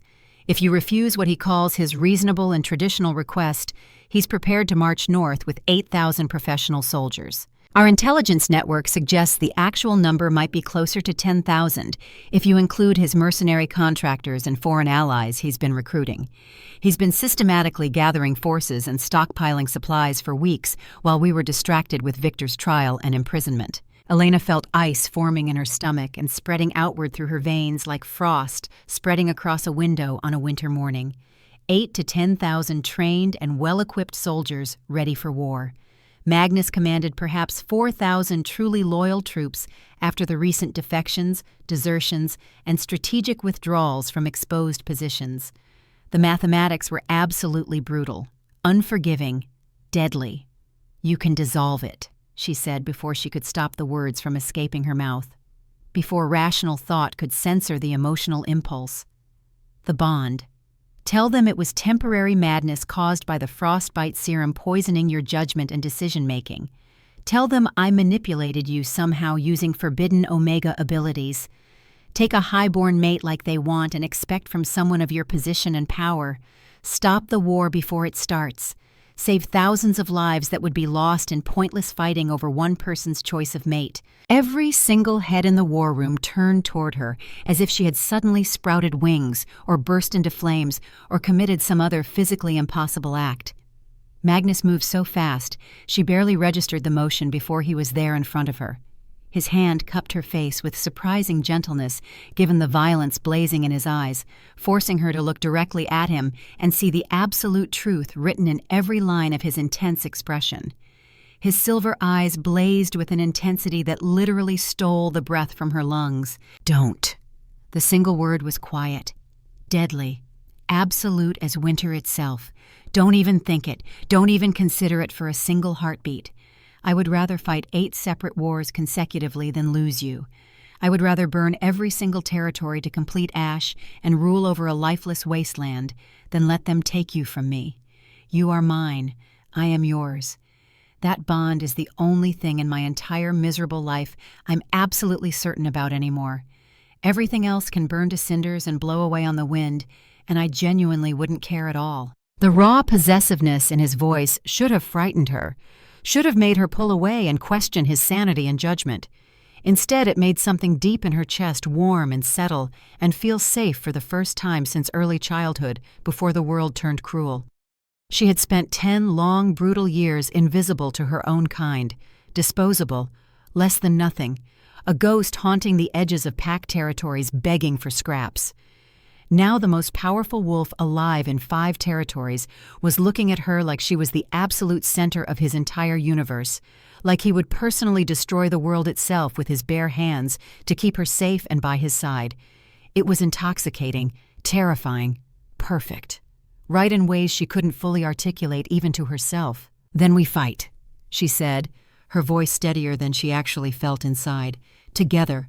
We fight with everything we have, and we win decisively, or we die together on the battlefield.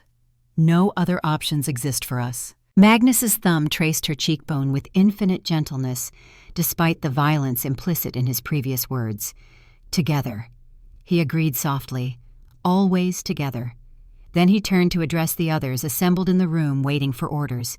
"Sasha, pull back all our forward units immediately. Consolidate our defenses here at Frostholm Citadel, where we have the advantage.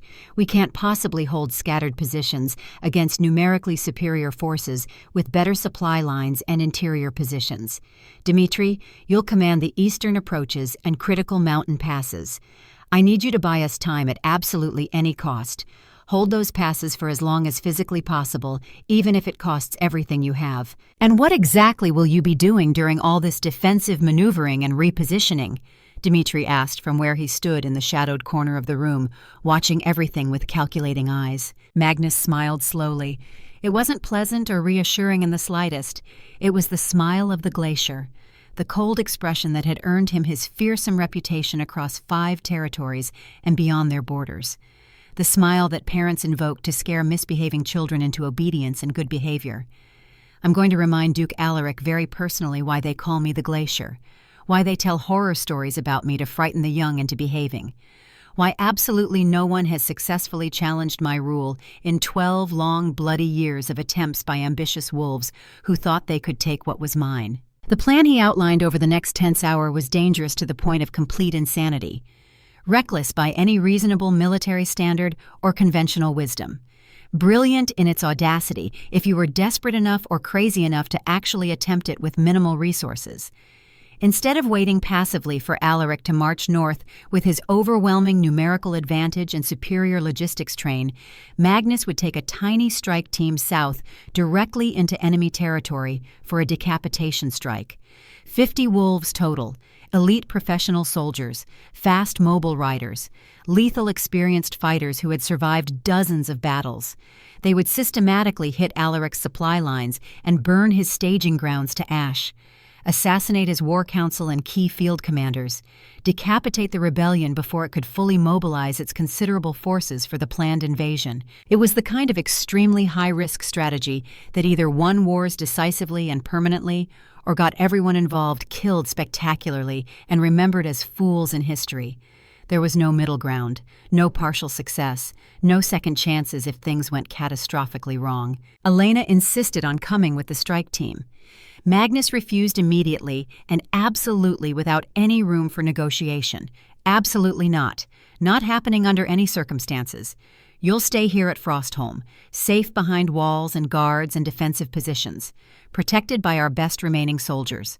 I'm not losing you to some random ambush or stray arrow fired by a nervous recruit who doesn't know what he's shooting at in the chaos. She crossed her arms and stared him down with the stubbornness he was rapidly learning to recognize and respect despite his frustration.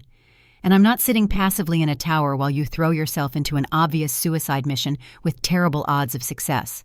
You die, I die. The mate bond goes both ways, whether you like it or not. Remember our previous conversation about this?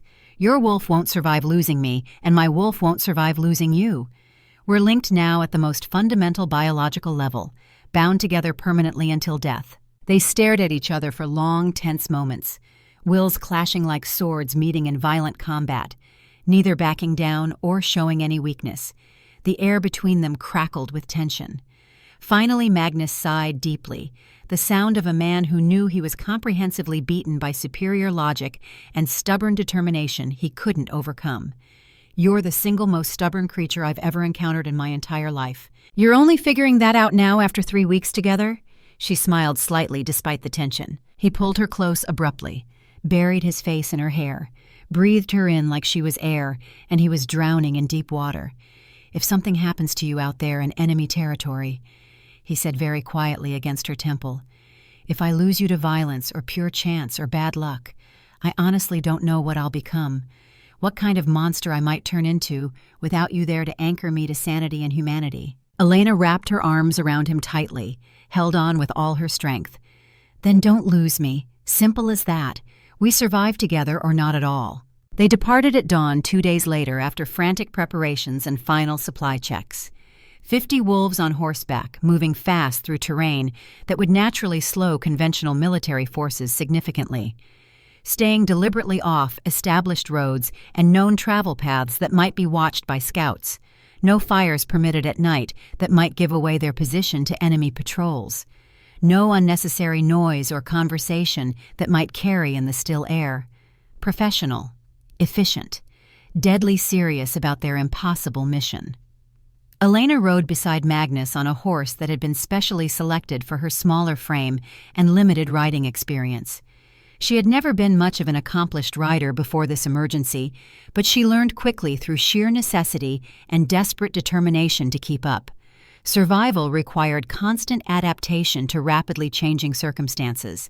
They traveled hard for 3 full days through increasingly hostile territory that showed clear signs of Alaric's growing influence and control over the region.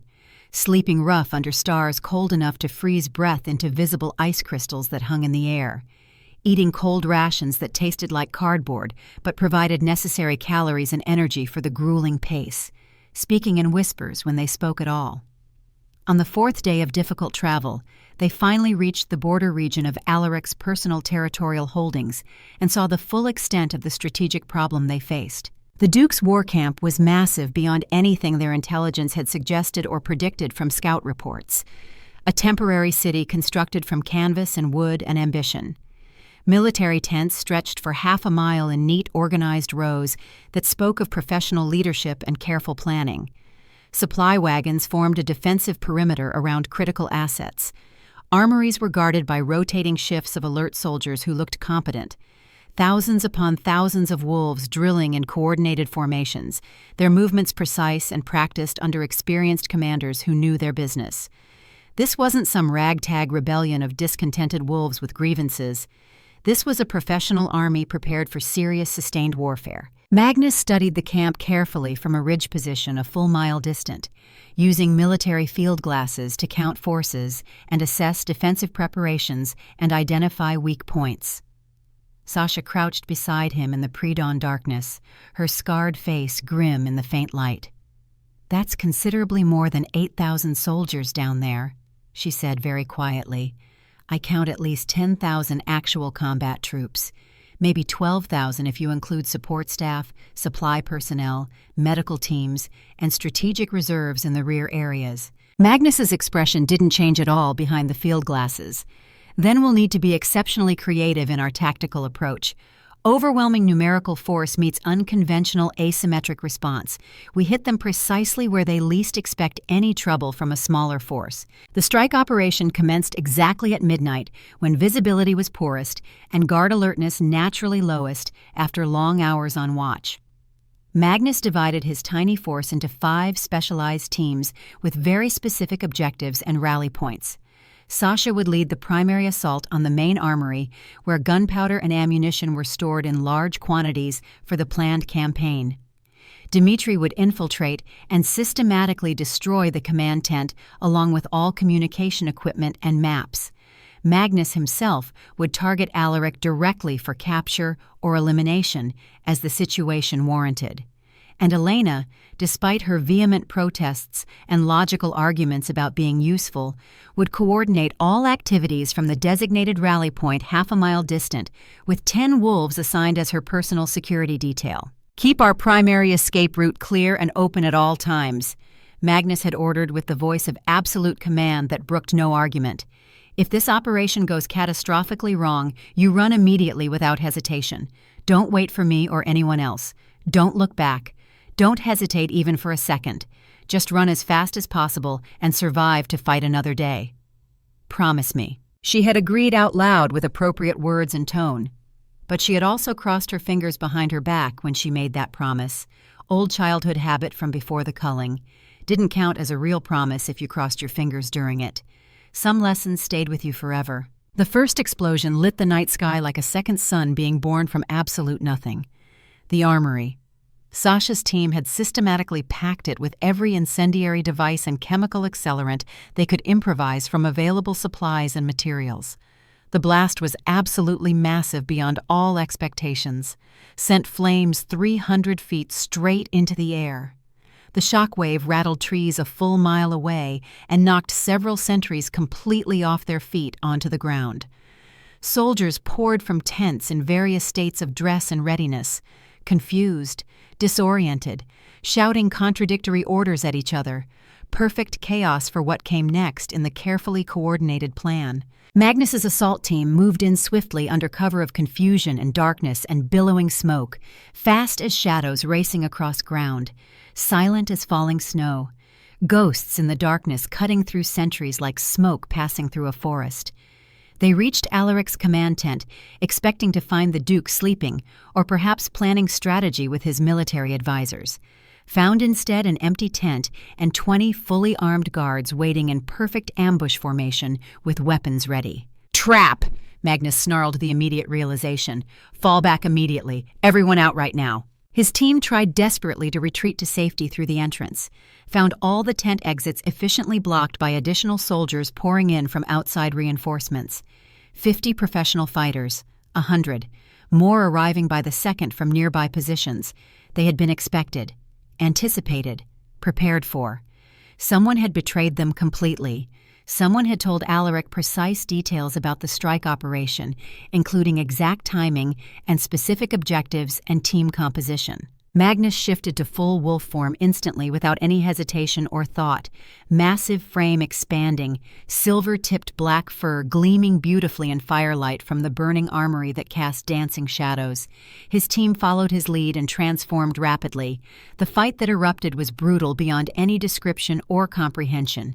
Savage close-quarters combat, where tooth and claw met steel blades and gunfire in confined space. Magnus tore through enemies with the mechanical efficiency of a predator specifically bred for warfare over countless generations. But there were simply too many opponents pressing in from all sides.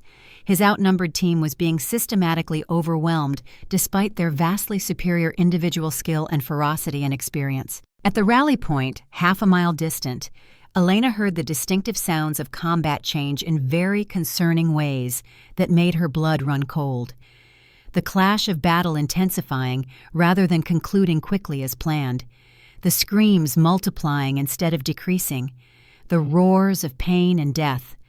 Something was catastrophically wrong with the carefully laid plan.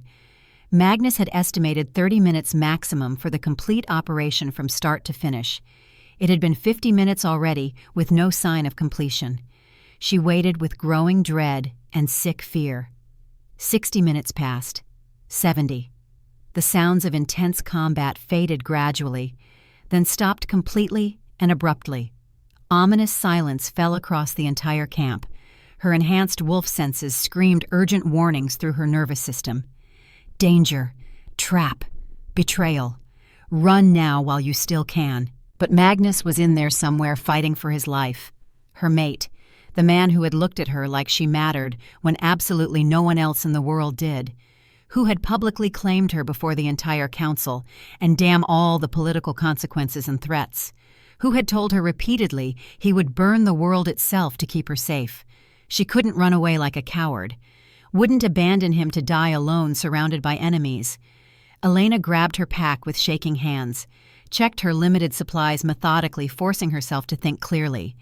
Basic medical gear, 3 knives of varying sizes, a carefully preserved vial of the frostbite serum antidote she had painstakingly synthesized over weeks, enough to work with if she was smart and lucky. She moved into the massive camp using billowing smoke as cover and concealment, stayed low to the ground using available terrain, used her naturally small size as a tactical advantage for once in her life instead of a weakness, found bodies scattered everywhere in the chaos of battle.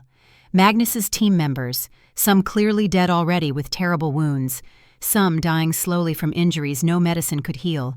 She checked each fallen wolf carefully and methodically, looking for signs of life, looking for Magnus among them, praying desperately she wouldn't find him among the casualties. Reached the command tent area where fighting had been heaviest. More bodies, more blood pooling on frozen ground. Still no Magnus anywhere visible. Then she heard it clearly cutting through the night air. A voice, cold, mocking, amplified by some kind of mechanical speaking device. "Looking for your king, little Omega?" Duke Alaric's voice echoed across the entire massive camp, bouncing off canvas and wood structures. "He's alive currently, for now at least, but not for very much longer unless you want to make an interesting trade with me. Yourself for him, 1 worthless Omega for 1 king. Seems like a fair exchange. You have exactly 1 hour to present yourself at the center of camp, alone and completely unarmed. Or I start sending you pieces of the glacier, starting with his fingers and working systematically upward from there to more important parts." Elena's blood ran cold in her veins, turning to ice. She was 1 Omega, completely untrained in formal combat techniques or military tactics, surrounded by 10 to 12,000 hostile wolves in enemy territory, miles from any help. She should run immediately, should escape while still possible, get back to Frostholm somehow through the wilderness, raise the alarm, organize proper reinforcements and a professional rescue operation with adequate forces. That was the tactically sound choice, the smart strategic choice that any military advisor would recommend, the choice that kept her alive to fight another day and preserve forces. But it would take days to organize any rescue attempt and mount an expedition.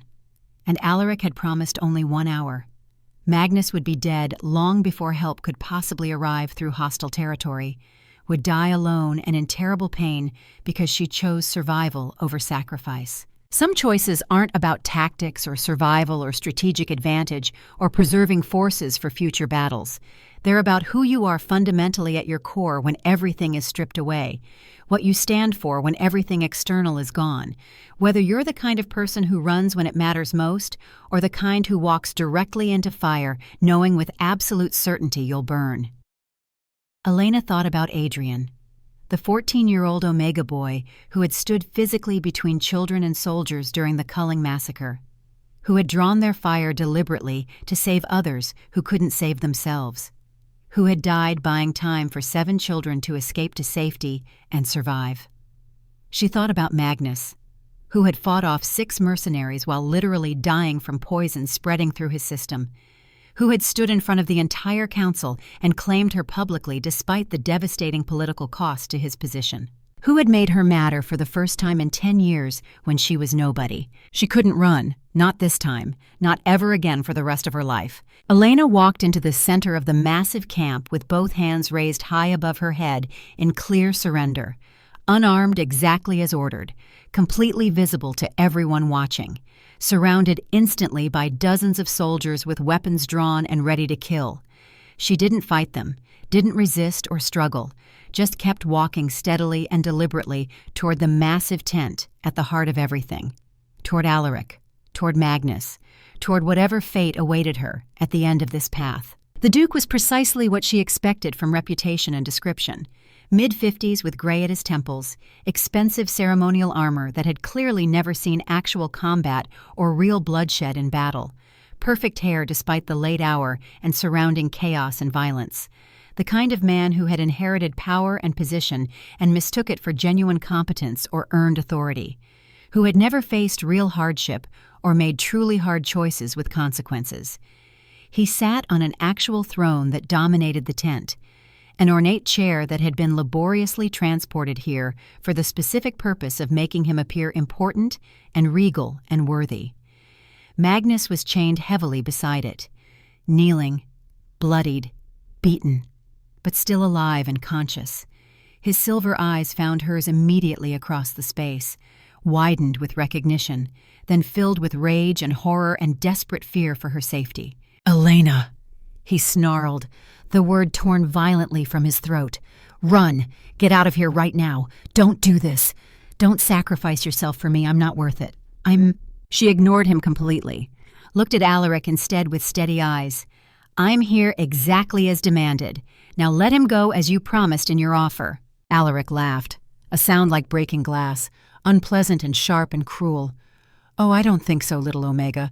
You see, I was originally planning to simply kill him, make a dramatic public example before all the territories, show everyone what happens when an alpha forsakes sacred tradition for an Omega. But then I realized something far better, a demonstration of power and control." He stood and walked slowly toward her, circled like a predator examining prey before the kill. "You're nothing. An Omega, weak, powerless, unworthy of even speaking his name aloud in polite company. And yet he, the legendary Glacier, the most feared alpha alive in 5 territories, claims you as mate. It's perverse, unnatural, an insult to everything our kind holds sacred. So I'm going to break the bond right here in front of everyone assembled, right now before witnesses. I'm going to make you reject him publicly, and then I'm going to make him watch helplessly while I kill you slowly over days or weeks. And he'll spend the rest of his very short, miserable life knowing he was too weak to save his own mate from me." Magnus roared.